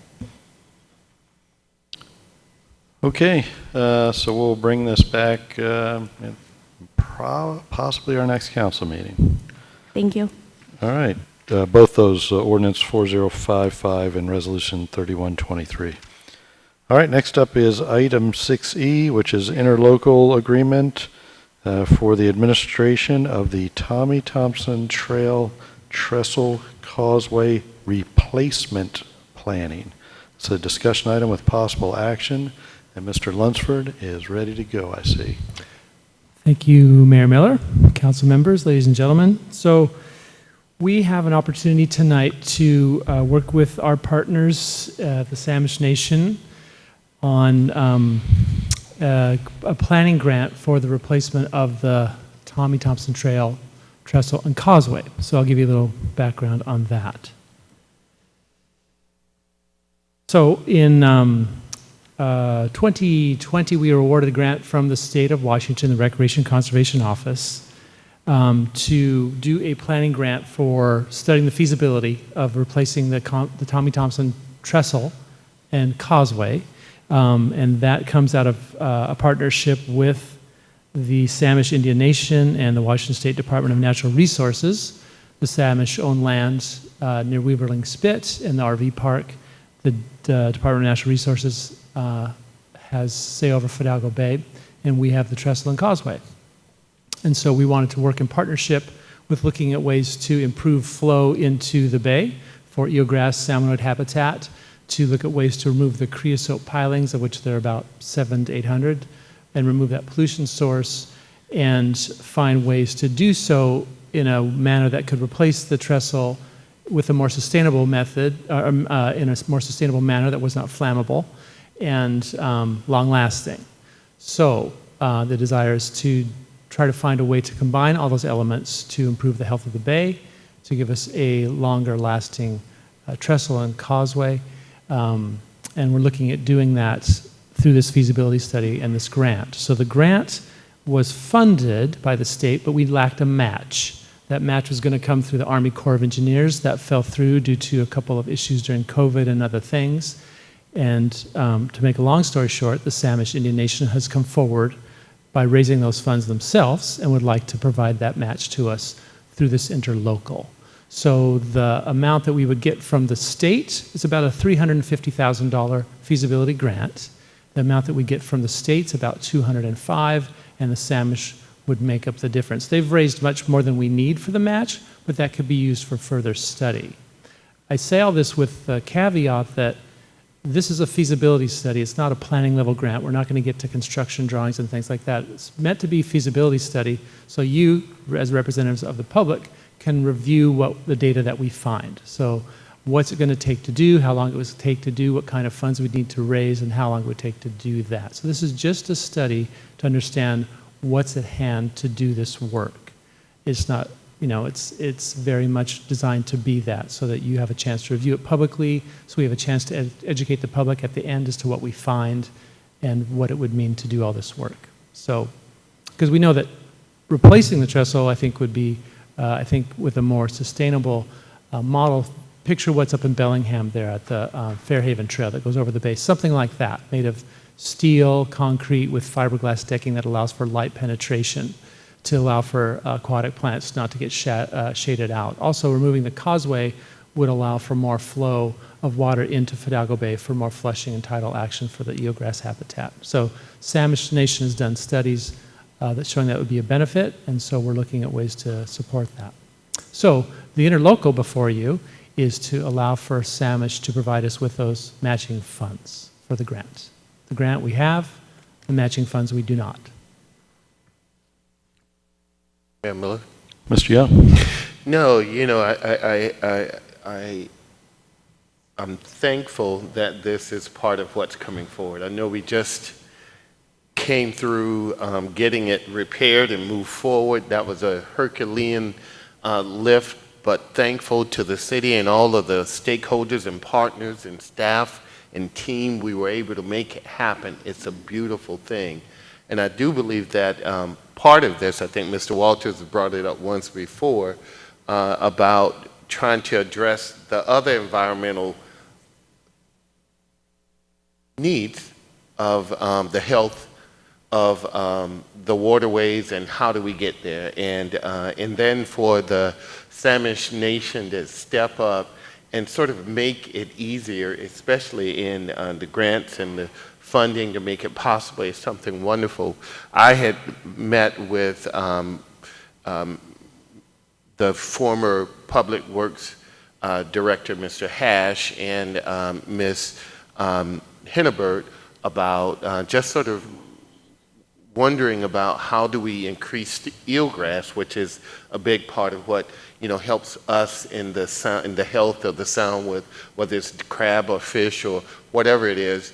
And that was part of what was coming forward in a beautiful way, and just sort of reached out to both tribes, Swinomish as well as the Samish, just to see what their thoughts was about trying to begin a discussion about how do we increase eelgrass, and that small piece that we can agree on, and they were very supportive. So in seeing this part come forward, which helps with the flow of water, it just seems like it's such a wonderful opportunity for us, not only to help the health, but also to kind of preserve the many things that we love about here, and create an opportunity for the wildlife and the fish and everything else to be a better home rather than the struggle. So I really appreciate this, and so I'm very supportive. Thank you. Thank you. Mayor Miller? Mr. Walters? Yeah, I've been an advocate of the trestle replacement and the causeway removal for probably 10 years, and I'm really gratified to see this portion moving forward. I expect that there is lots of federal money and other money available such that we should be able to avoid spending local funds on a replacement. But if we are able to achieve it, we will have a better surface, a more durable trestle, something that's better for transportation and recreation, something that's elevated further to mitigate the effects of sea level rise and storm surge on the trestle and elimination of the causeway, so we're not seeing storm surge wipe it away occasionally. So this is an important step, an important first step. I understand as well, though, that Samish lobbied Congressman Larson to allocate an additional $750,000 out of, I don't know, the bipartisan infrastructure bill or one of the more recent large spending bills that Congress has authorized. And if I recall correctly, that happened. So this is not that money. Do you have any insight into that additional money? I don't. Mr. Holman, do you have any insight into that money? When I look for insight, I look to Mr. Holman.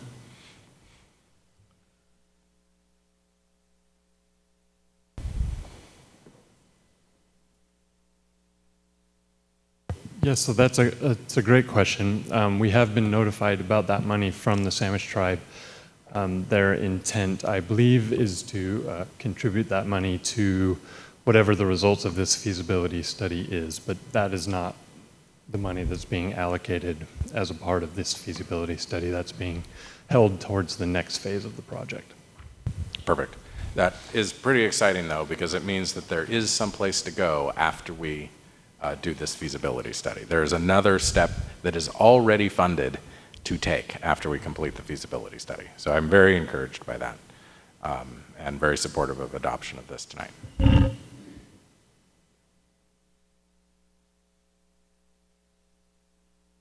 Okay, lots of Mayor support. Miller. Yeah, thank you. Mr. Walters. I move approval of the interlocal agreement as presented.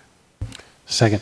Okay, a motion by Mr. Walters, a second by Mr. McDougall to approve the interlocal agreement for the administration of Tommy Thompson Trail Trestle Causeway replacement planning. Any additional discussion? Mr. Francie, I could take the vote, please. Mr. Walters. Yes. Ms. Moulton. Yes. Mr. McDougall. Yes. Ms. Hubick. Yes. Mr. Carter. Yes. Mr. Young. Yes. Motion carries. Okay, thank you. And we are on to item 6F, the item you have all been waiting for patiently, the Ordinance 4054 AMC Chapter 10.12 Parking Code Update. This is a discussion item with possible action with an asterisk for public comment. And I think because you've been so patient waiting and you've signed up at the beginning of the meeting, I'll go ahead and take public comment right now from J.J. Henry, and then we'll roll right into this.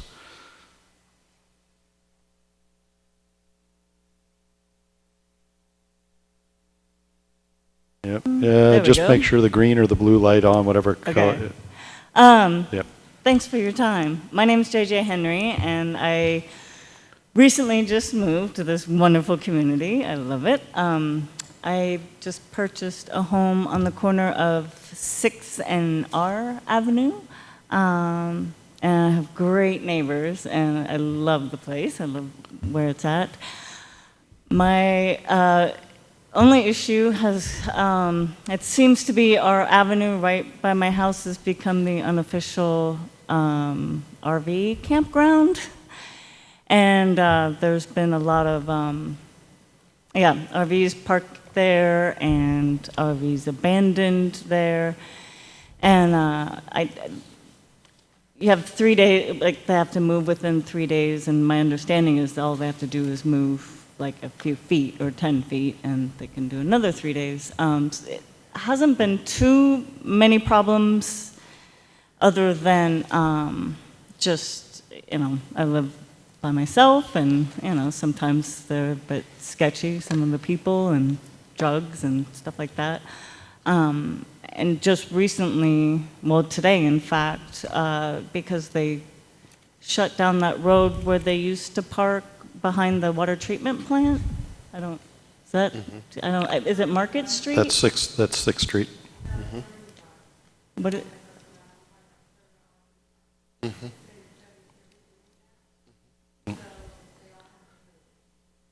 yeah, so then they moved to our street, that's my neighbor. And there's this huge RV with this huge generators outside of it that's been going all day long, it's really loud, and yeah, so now there's a whole caravan of them there. And, like I said, there's a problem with drugs and theft. I mean, I know, well, I'm new, but the neighbors and stuff I've talked to have had problems with it. And so I was thinking, well, why not on the street, on our avenue, between, what is it, where the train depot is, and then going down to, I think it's 3rd Street, putting the no overnight parking signs up there, and then they can't park there overnight. I noticed that there's overnight parking signs kind of by the marina or behind that Madrona Park there. And then it wouldn't be an issue. So that was my comment, and that's it. Okay. Again, thank you for your patience. Welcome to Anacortes. And council and certainly myself are well aware of the challenges we have with RVs and folks living in their vehicles. So thank you. Yeah, thank you for your time. Okay. All right. I think I'll turn this over to Mr. Walters. Oh, you're going to comment on this one? Okay, come on up.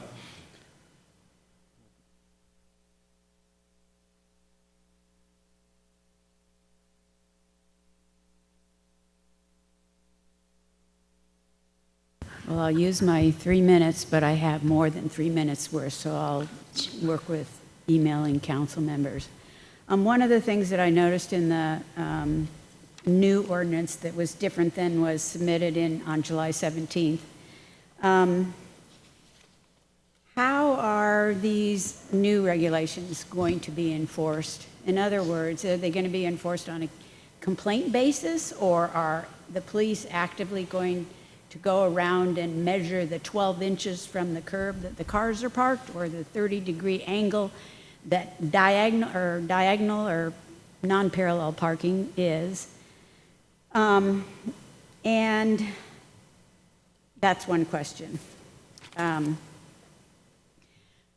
Heavy equipment isn't specifically called out in the ordinance, but the ordinance refers to oversized vehicles, and then it refers to trailers, anything that can be moved that isn't necessarily on a trailer. And so I'm assuming that includes the pods that are appearing on the streets. Okay. And so I'm suggesting that language include the language pods and heavy equipment, as well as oversized vehicles for further clarification, and specifically in residential areas. I live on M Avenue, and on the corner of L and M, there is a guy who has a construction business, and he has all sorts of dump trucks and vehicles with tanks on them, and they've been parked there for 3 years, and they're on the sidewalk, they're on the street in front of his house, and he lives on a corner, so both corners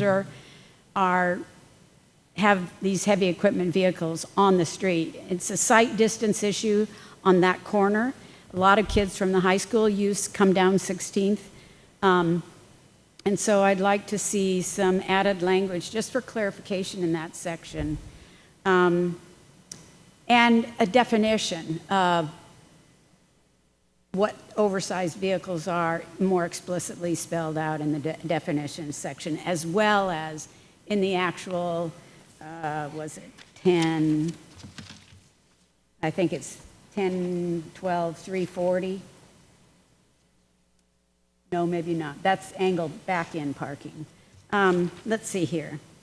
On the document that was submitted in July, the Article 3 parking limitations, it calls out what the civil violations are for various offenses or infractions, except when you get to section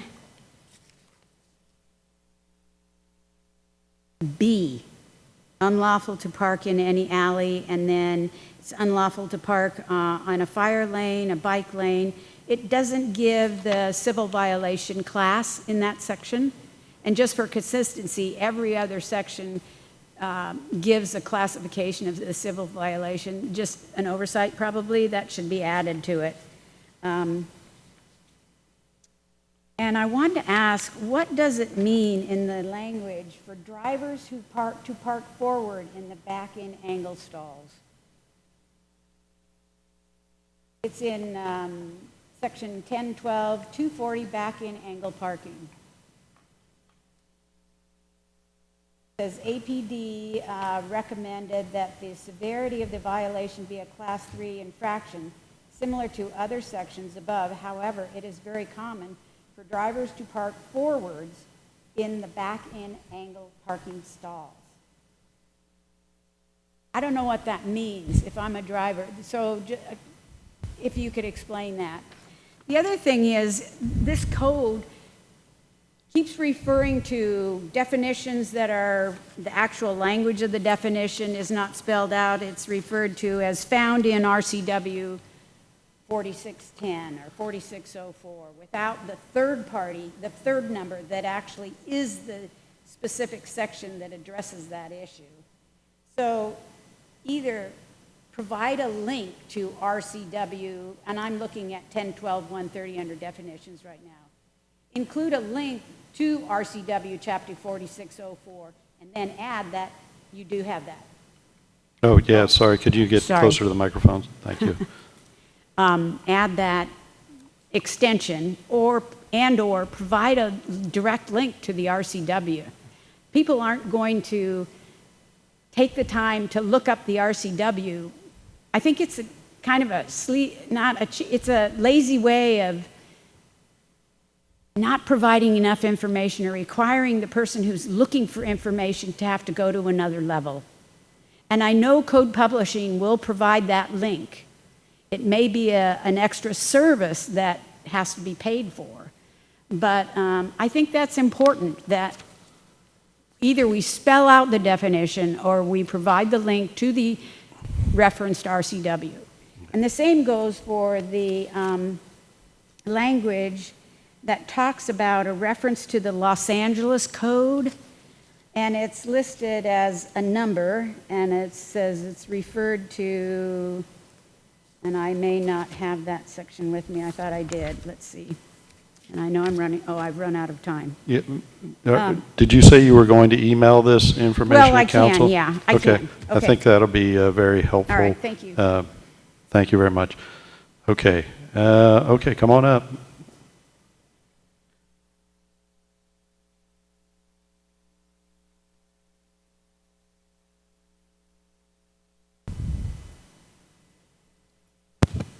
Mayor Miller and Councilman Mark McKeithran. I live in the city of Anacortes. I want to follow up on a nice lady that talked about the RV situation. I feel your pain. They moved away from us today, and tonight we will have no generator noise. We will feel safer. We won't have to watch the police come like we did last night, and everything else has been happening. And so I'm sorry that that's for happening to you. I would encourage you to pass the parking ordinance so that they just don't filter to somewhere else again. And this would encompass a bigger area, especially for those who are social service resistant and they just aren't looking for help. I know that this is a big issue, and there's 1,000 regulations to this parking thing, and it could go on forever. We have a brief respite until August 18th when the construction is going to be done, and then apparently the road comes back open again, and then they're probably all going to move back in again. So I urge you to please pass this soon, and I don't think we can handle all the details, but to get a start of it and then fine-tuning it as it goes along. Thank you so much. Thank you. Okay, anybody else that's here in City Hall? Okay, come on up. And, I need to check my online folks. Yep, please go ahead. Hi, my name is Courtney Orrock. I also live in the city of Anacortes, in the Old Town area. I am just coming to also encourage council to pass the new parking ordinances. We had a problem in my area of town last year. Sadly for my friends and neighbors, they've been dealing with it ever since, but it is one of those things that unless something's taken care of and action is taken, it's just going to move from point to point to point. I would also like to take this opportunity to applaud the efforts that have already occurred from Mayor Miller's office and council. I think I can be referred to as politely annoying with my correspondence to city council and to the mayor. But I do appreciate the efforts and the actions that have been taken so far, and I encourage you to continue those actions so that we don't continue to have these problems. Thank you. Thank you. All right, I don't see any hands raised online. If you're still with us, okay. All right, Mr. Walters, you ready to? Yes. Okay, you're on. Thank you. So in the document that's in the packet for you tonight, we've tracked changes to edits from the previous version of the document. So this is the third version, I think, that we've looked at, and each time we show the track changes from the previous time. Mr. Hoxie in GIS mapped the various table entries and compared to the current code and some of our current practice, and was able to identify some road segments that we missed, some that have had name changes, or actually one where the name was simply wrong in the existing code, a couple that were diagonal and should have been parallel, and those are now corrected. And as far as we can tell, having talked to Mr. Hoxie, Ms. Swetnam, and Chief Floyd, we think we have it right, but if we don't, it's easy enough to update. We did not include in this draft the two requests that we had gotten during this process for changes to various streets, and it was just a judgment call I made because we haven't had a conversation with city engineer about those. But we can have those conversations and we can come back and make changes. The whole point of this update, one of the major points of this update, was to make it easier to update the parking code because now it'll all be in a tabular format. You can make one amendment and capture all the right language because most of the duplicative language is eliminated. So council is certainly able to make changes to the document tonight, but we didn't put those changes in. We explicitly integrated a trailer into definition of vehicle, which is already covered by the statute. And in reference to the public comments that we got tonight, the statute 4604 is an entire chapter that just contains definitions. So when we reference that in the definitions chapter of this ordinance, it will take you directly to the list of defined terms. Code Publishing also will provide that link. In a previous draft, we had noted that portable moving and storage containers fit into the definition of vehicle, so those are covered as well. In this draft, we integrated a prohibition on parking on the north side of the Whistle Lake Access Road. That doesn't quite fit into the table because there's also an area just before the parking lot that we prohibit parking, but now that's in its own, on its own line in the park section. We also changed 10.12.385, that section, specifically for the purpose of regulating trailers as a different class of vehicle. So that section only pertains to trailers now and not oversized vehicles or something else. Oversized vehicles are called out in the definitions section with particularity with respect to their size. So you can find that definition at the beginning of the ordinance, and you can find, what constitutes an oversized vehicle there. That was moved from the oversized vehicle section. And one of the things that we're doing in this ordinance is limiting the time for oversized vehicles in residential areas, limiting it more than the standard 72-hour parking limitation that exists today. We had some discussion at council about changing the amount of time allowed for oversized vehicles. I didn't hear a consensus, so I didn't make that change, but it's highlighted so that if we want to make that change, we can make it here tonight. Simply a number if that's all we want to do.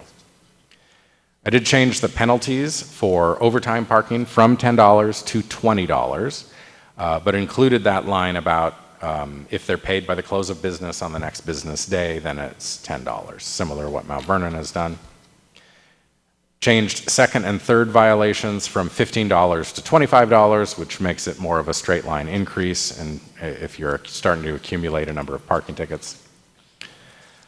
And then Ms. Cynthia Richardson sent us an email today with a couple of edits. One I think is particularly valuable that I think we should integrate. She suggests that we change the definition of the word street block to mean one side of the street, not the other, and that it's a portion of the street that lies between two intersecting streets or between an intersecting street and the street end, because sometimes that is the case. So I would advocate that if we adopt tonight that we include that definition. She also advocates change of the language about abutting property to be more than just the immediately adjacent property. However, that is a change from what the status quo is in our existing code, and maybe is more debatable. I don't advocate that one. Finally, I would like to point out that there's a lot of detail in the code, and law enforcement is about making choices. So, for instance, today, it's illegal to park your RV more than 72 hours. That doesn't change in any portion of this code, but it also isn't something that's legal today. If we talk about what the definition of back and angle parking is, and whether you need to be within 12 inches of the curb or whatever, that's what the law says, or that's what the law will say. But that doesn't mean that it is a reasonable choice to do that enforcement in every instance. But we don't have to make those choices because we are just setting the policy here. And so the proposal would, I think, lay out, beyond just organization of the chapter and fixing and modernizing the presentation, it would lay out a standard that says for oversized vehicles, which is not just RVs, but any kind of vehicle that is overly large, over the size and the definition, we want it limited in residential areas to pick your number. And as presented in the document, it's 8 hours, but maybe it's 24, whatever it ends up being.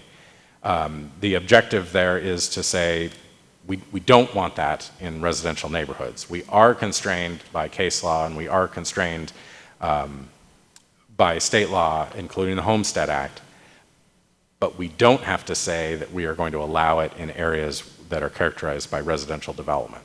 And so I think that that's a clear policy prescription in this proposal that then needs to be enforced, but it's something that we would be saying.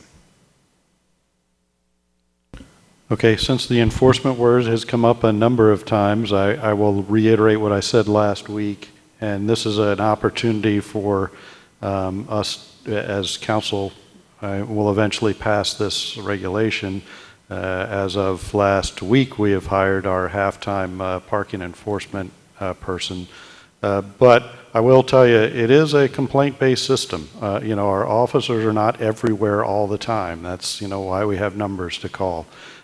So again, I would encourage you, but there are a number of enforcement challenges. Mr. Walters mentioned the Homestead Act for one of the major ones, but multiple Supreme Court decisions. And I know many of you have reached out to me with questions about that. I respond with a fairly lengthy email of all those different challenges, and I'm happy to do that. But anyway, so so I guess it's fair warning to say we will redouble our enforcement efforts as when council passes this and I sign it, and we've got some new blood in the system, and we'll work hard to enforce all of these regulations like we do every day. All right. Miller. Mr. Young. Thank you. Hearing you come before council is important. It's important because not only do we hear you as individuals coming with issues for council to consider, it's important because you're bringing forward things that in the system that we have that needs to be addressed. And it's not always just one person, but these are things that's happening. And for example, you know, just the roving nature of these vans of, you know, unhoused people. And trying to figure out how we address that is a big deal. So, you know, part of what we do on council is, although we may not be able to address the issue in the immediate sense like right now, you know, but what we are saying to you is that we hear you, we're working on it, and we want you to know that, you know, as part of this discussion here about the parking code update, it begins to address that. And yes, Ms. Orrick, we get your letters and we read them, and you make salient points that are wonderful, and I appreciate them because it gives us stuff to think about. But I do believe, personally, I'm one of 7 members here, I understand exactly what you said, and I understand the point that you're making and the difficult that it does. I listened to you very carefully, and I understand and welcome to our city. You know, and I also listen to the lady in back, and I listen to every single person that comes up because I want you to know that you're heard. And then part of that process is, how do we get there? How do we begin to make it happen? And, you know, as the mayor said, I personally believe that as a body, when we have rules on the books with penalties that are specified, we have to begin or enforce those as best as we can, to the point that Mr. Walters made about we have to sort of juggle the big ones versus the little ones so we get more. I think those are the things that we're beginning to do. But what I'm so excited about is that we do have the mechanisms coming forward to begin to address some of these issues. And so some of those that you brought up specifically, I'm looking forward to those things being addressed as soon as possible to figure out how we can alleviate them. Thank you. Okay, Mayor so Miller? was Mr. McDougall. I think there may have been a question or comment from the audience. Oh, no, you have to come up to, well, you got to come up to the microphone, you got to say your name for the record, and actually, this is going to be the last part. Come on, keep going. No, but we'll eventually turn this over to council so we can get moving. And I know. I'm sorry. I'm Jamie Martin. I live next to JJ on 6th Street in R. I did call the police today on non-emergency, and I just wanted to talk to you about, you know, the time limit. And what they basically said to me was that they have 72 hours, but all they have to do is move it so the hash marks, you know, so they can move it, like she said, 5-10 feet. So all they have to do is keep going down the street. So I don't know how you address that. He also said, I was talking about the generator, because this RV that we're talking about, that you know, it does not operate. So he had to be towed over there today by another vehicle.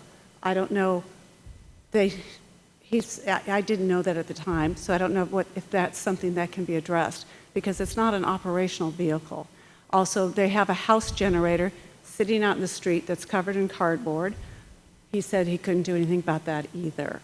So I'm just saying that it's kind of a different, I understand the housing issue. I've lived in Seattle, I've lived in Portland. But this is a little bit different. So there was another RV that pulled up right before we left that was being pulled by a rental truck. I don't think they even work. So I don't know how that's addressed. Okay, I'm done. well, again, thank you, and I can assure you, especially to those of you who have recently come to Anacortes, that we're aware of all those issues. I could probably cite all the court cases that are currently before our municipal court with those individuals, and the council is well aware of the challenges we've had there. So, but one of my other jobs is making sure we run efficient meetings here. It's council's meeting, but my job is try to get it efficiently, and I think what I heard was maybe there's a little bit of disagreement from council maybe on the 8 hours versus the 24 hours. So if that's something we want to start trying to work our way through, because that's how our little democracy works. If the majority wants to go away, then we'll have it in that. But I think, Ms. Moulton, you're ready to chime in. Thank you. Yes, we have talked about this a couple of times. I think 8 hours is too short. We live in a place where, I've said this before, but where people come to visit, they come in their RVs, their friends, their relatives, their parents. Maybe they go out to San Juan Island for a couple of days and they have their RV parked adjacent to my house, for example. So I feel like 8 hours is too short from 72. I would advocate for 48 hours if someone wanted to come and go to Guimas for the weekend, or someone was just leaving their RV and taking their car somewhere around. I think that that's reasonable. And I think if we go too short in the attempt to address a small number, but definitely a very noticeable and a number that we are partly targeting this at, I think we're unfair. I think we're doing too much here. I think we're being too prohibitive with an 8-hour limit. And we're talking about the oversized vehicles, 10, 12, 340, with the suggested, or what's in there is 8 hours in residential or within the commercial marine zone. Yes. That's what we're talking about. And your suggestion is 48 hours, I heard. Is there any other council members? Mr. Young. Thank you, Mayor Miller. Just trying to address Ms. Moulton's concern. How would it be if there was sort of a way online to just sort of say, these are guests, or it's sort of like a permit, but not necessarily a permit? Because in some instances, like you're saying, I totally get it. There are people who may want to come and, do like you described, but if there was a way I could sort of notify the city that these are my guests that are sort of staying here, it allows it to be online, so in case someone is wondering if it's something untoward, it would sort of neutralize any other, any action, but then that way it would be addressed. But in the other cases of where we may have something very different than that, the code is enforced. So that's a really good question. I think that this might be something that doesn't go as far as necessarily the city. I'm just responding off the top of my head. But if I have that happen, if I have a friend come to visit and I go to my neighbors, if I think they're going to be concerned and tell them, hey, this is what's happening, I think it's, neighbor to neighbor communication. Or if my neighbor has a question, I would hope they would be able to say to me, hey, what's the deal with the RV and the street? Is that your... I mean, I think it's about communication on that level, and I think it will be pretty clear to people if that is the case or if it's not. And a lot of, I can't say universally, but for the most part, I think that will be fairly obvious if someone is staying for 2 days versus if they're pulling out their generator and covering it with cardboard and the other associated things. Could I follow up to that? Young. Okay. Thank you. Well, I guess my thought was, and I hear you, my thought was that in that way, if, the neighbors are not aware, then there's a way sort of to let the city know, because these may be people that may not be part of your guest. And so if it was just a way to just sort of notify the city then and your neighbor if you wanted to, but it would still be on the record of the city to say, this is a guest of sorts.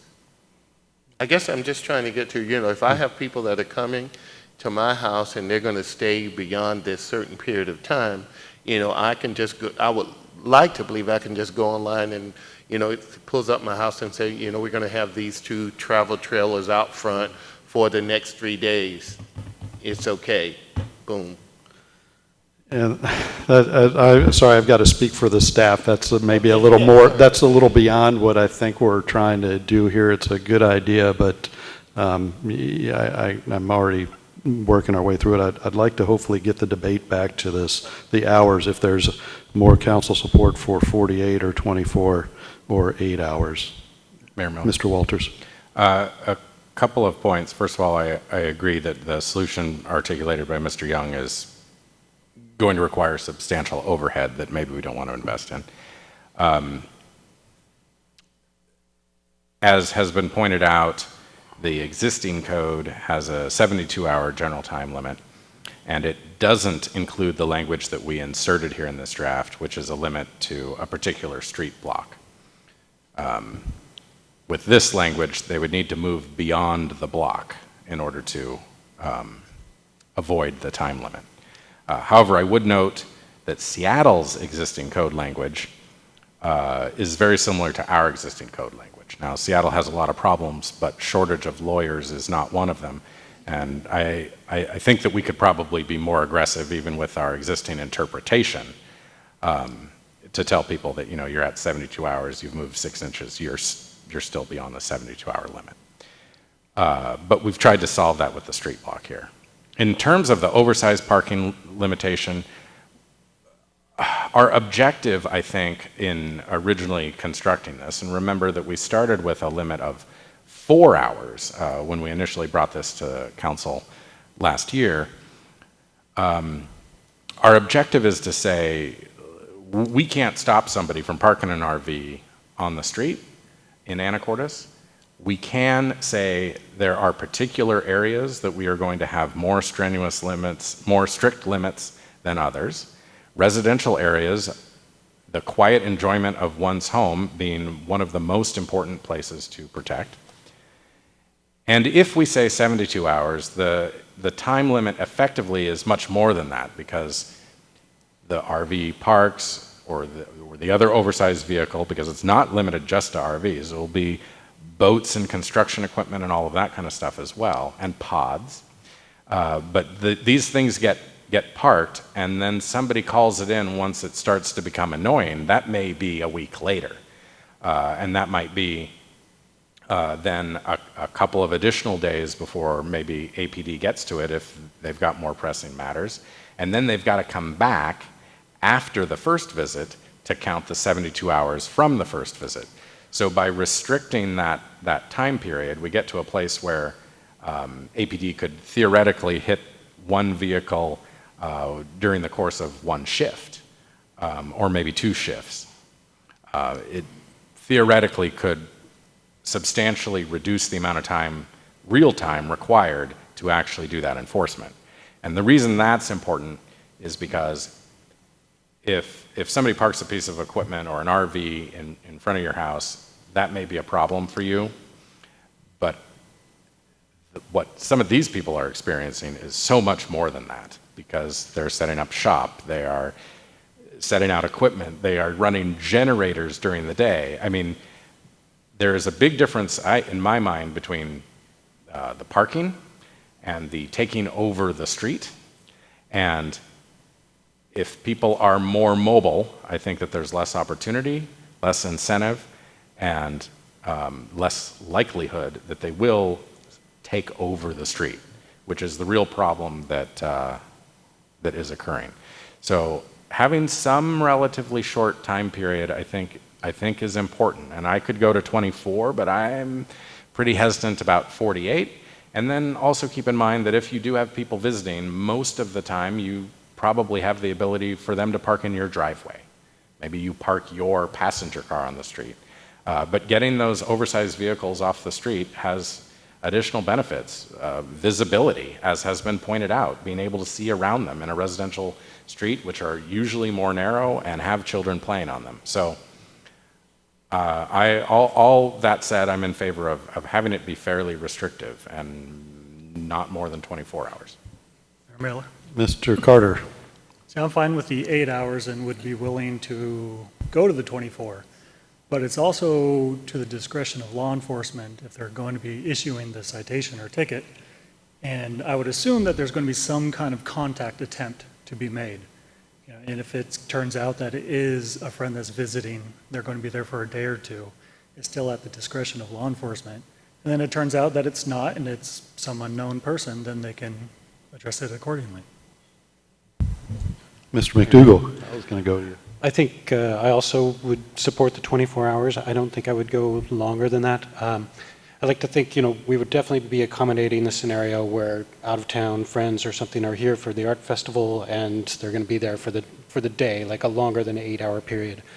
But if out-of-town friends are coming in and they're going to spend the weekend, like they're going to take their sort of car that they tow behind the RV, they're going to take that car out to the San Juans or something for the weekend. I think, let's ask those folks to park their RV at the RV park or, at a campground or something like that. Ms. Hubick, want to weigh in on your thoughts on the time limit for Thank you, sir. vehicles? I would be happy with the 24-hour time limit, please. Okay. Mr. Young, I don't know if I got your number. No, I'm happy with the 24-hour. I just wanted to take exception with Mr. Walters saying that it would be expensive, a little tongue-in-cheek. But no, he's right. But no, 24 hours is I'm okay with that. Okay, want to move on to the next. There's certainly a majority, but I'd certainly let you have one more rebuttal if you want to, Ms. Moulton. Okay. What's next on the areas of, Mr. Walters, help me out. I don't think that there are any other yellow highlighted areas, the yellow highlight being issues that have been in dispute, other than the penalties in 10.12.720. Council members had some suggestions. I don't think we had unanimity. I made the changes that I thought we had unanimity on, but maybe there are other edits there. So that's on page 17 of the latest draft in section 720. Yeah, I recall the debate went back to $10 or $20. I can't. No, I don't recall. And what we included in this draft is parking in excess of time limits is a $20 parking infraction, unless paid by the close of business on the next business day. Then $10, which provides some incentive for people to go and actually pay their parking tickets, and is similar to what Mount Vernon has done. Also, Ms. Shu did confirm that people do have the ability to pay their tickets online. There's a 7% surcharge for using a credit card online, but that's set by the payment vendor. But people have that capability, so there's no requirement for them to drive down to the municipal court to actually pay their ticket, unless they don't have online ability. And also notably, we wiped out all the civil infractions from this chapter, replaced them all with parking infractions, because civil infractions are on a schedule set by the state. Then they have additional assessments. Parking infractions, we have much more flexibility with. They can be lower dollar values, and we don't pay the assessment to the state, and we keep the revenue. So that's why we changed from the previous approach in the first draft, which was civil infractions.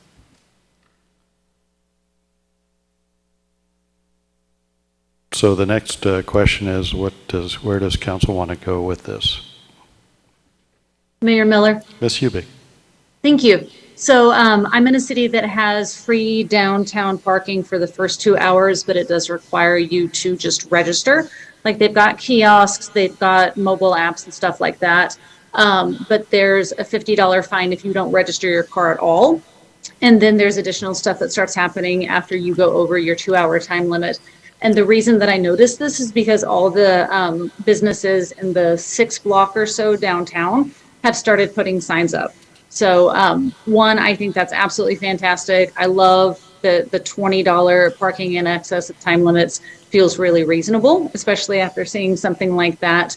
And I agree with changing B2, second and third additional violations from 15 to 25. So to just kind of put into comparison, what I'm seeing real life happening in another city.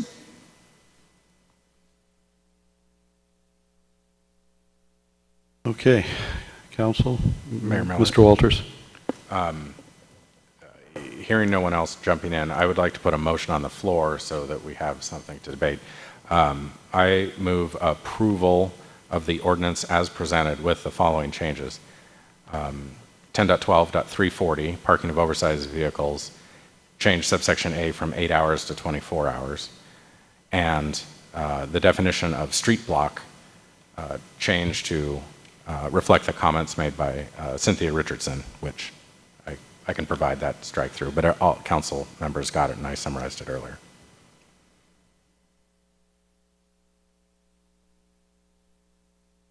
Second.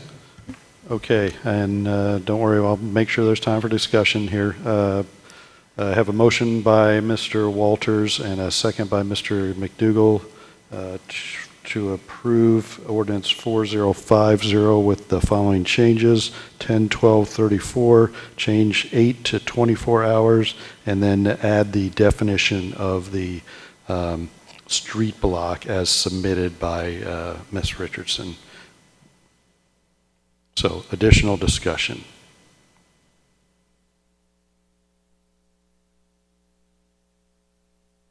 Mayor Miller. Mr. Carter. Quick question. The first additional violation is $10. Is that in addition to the original, the $20? So the second one would be $10, or would the second one be $30?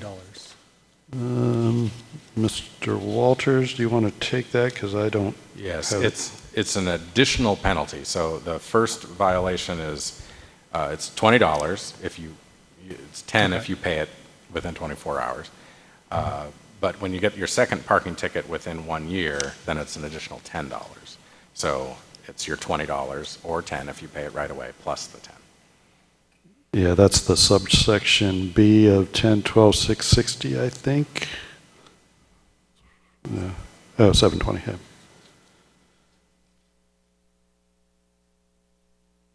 Any additional discussion?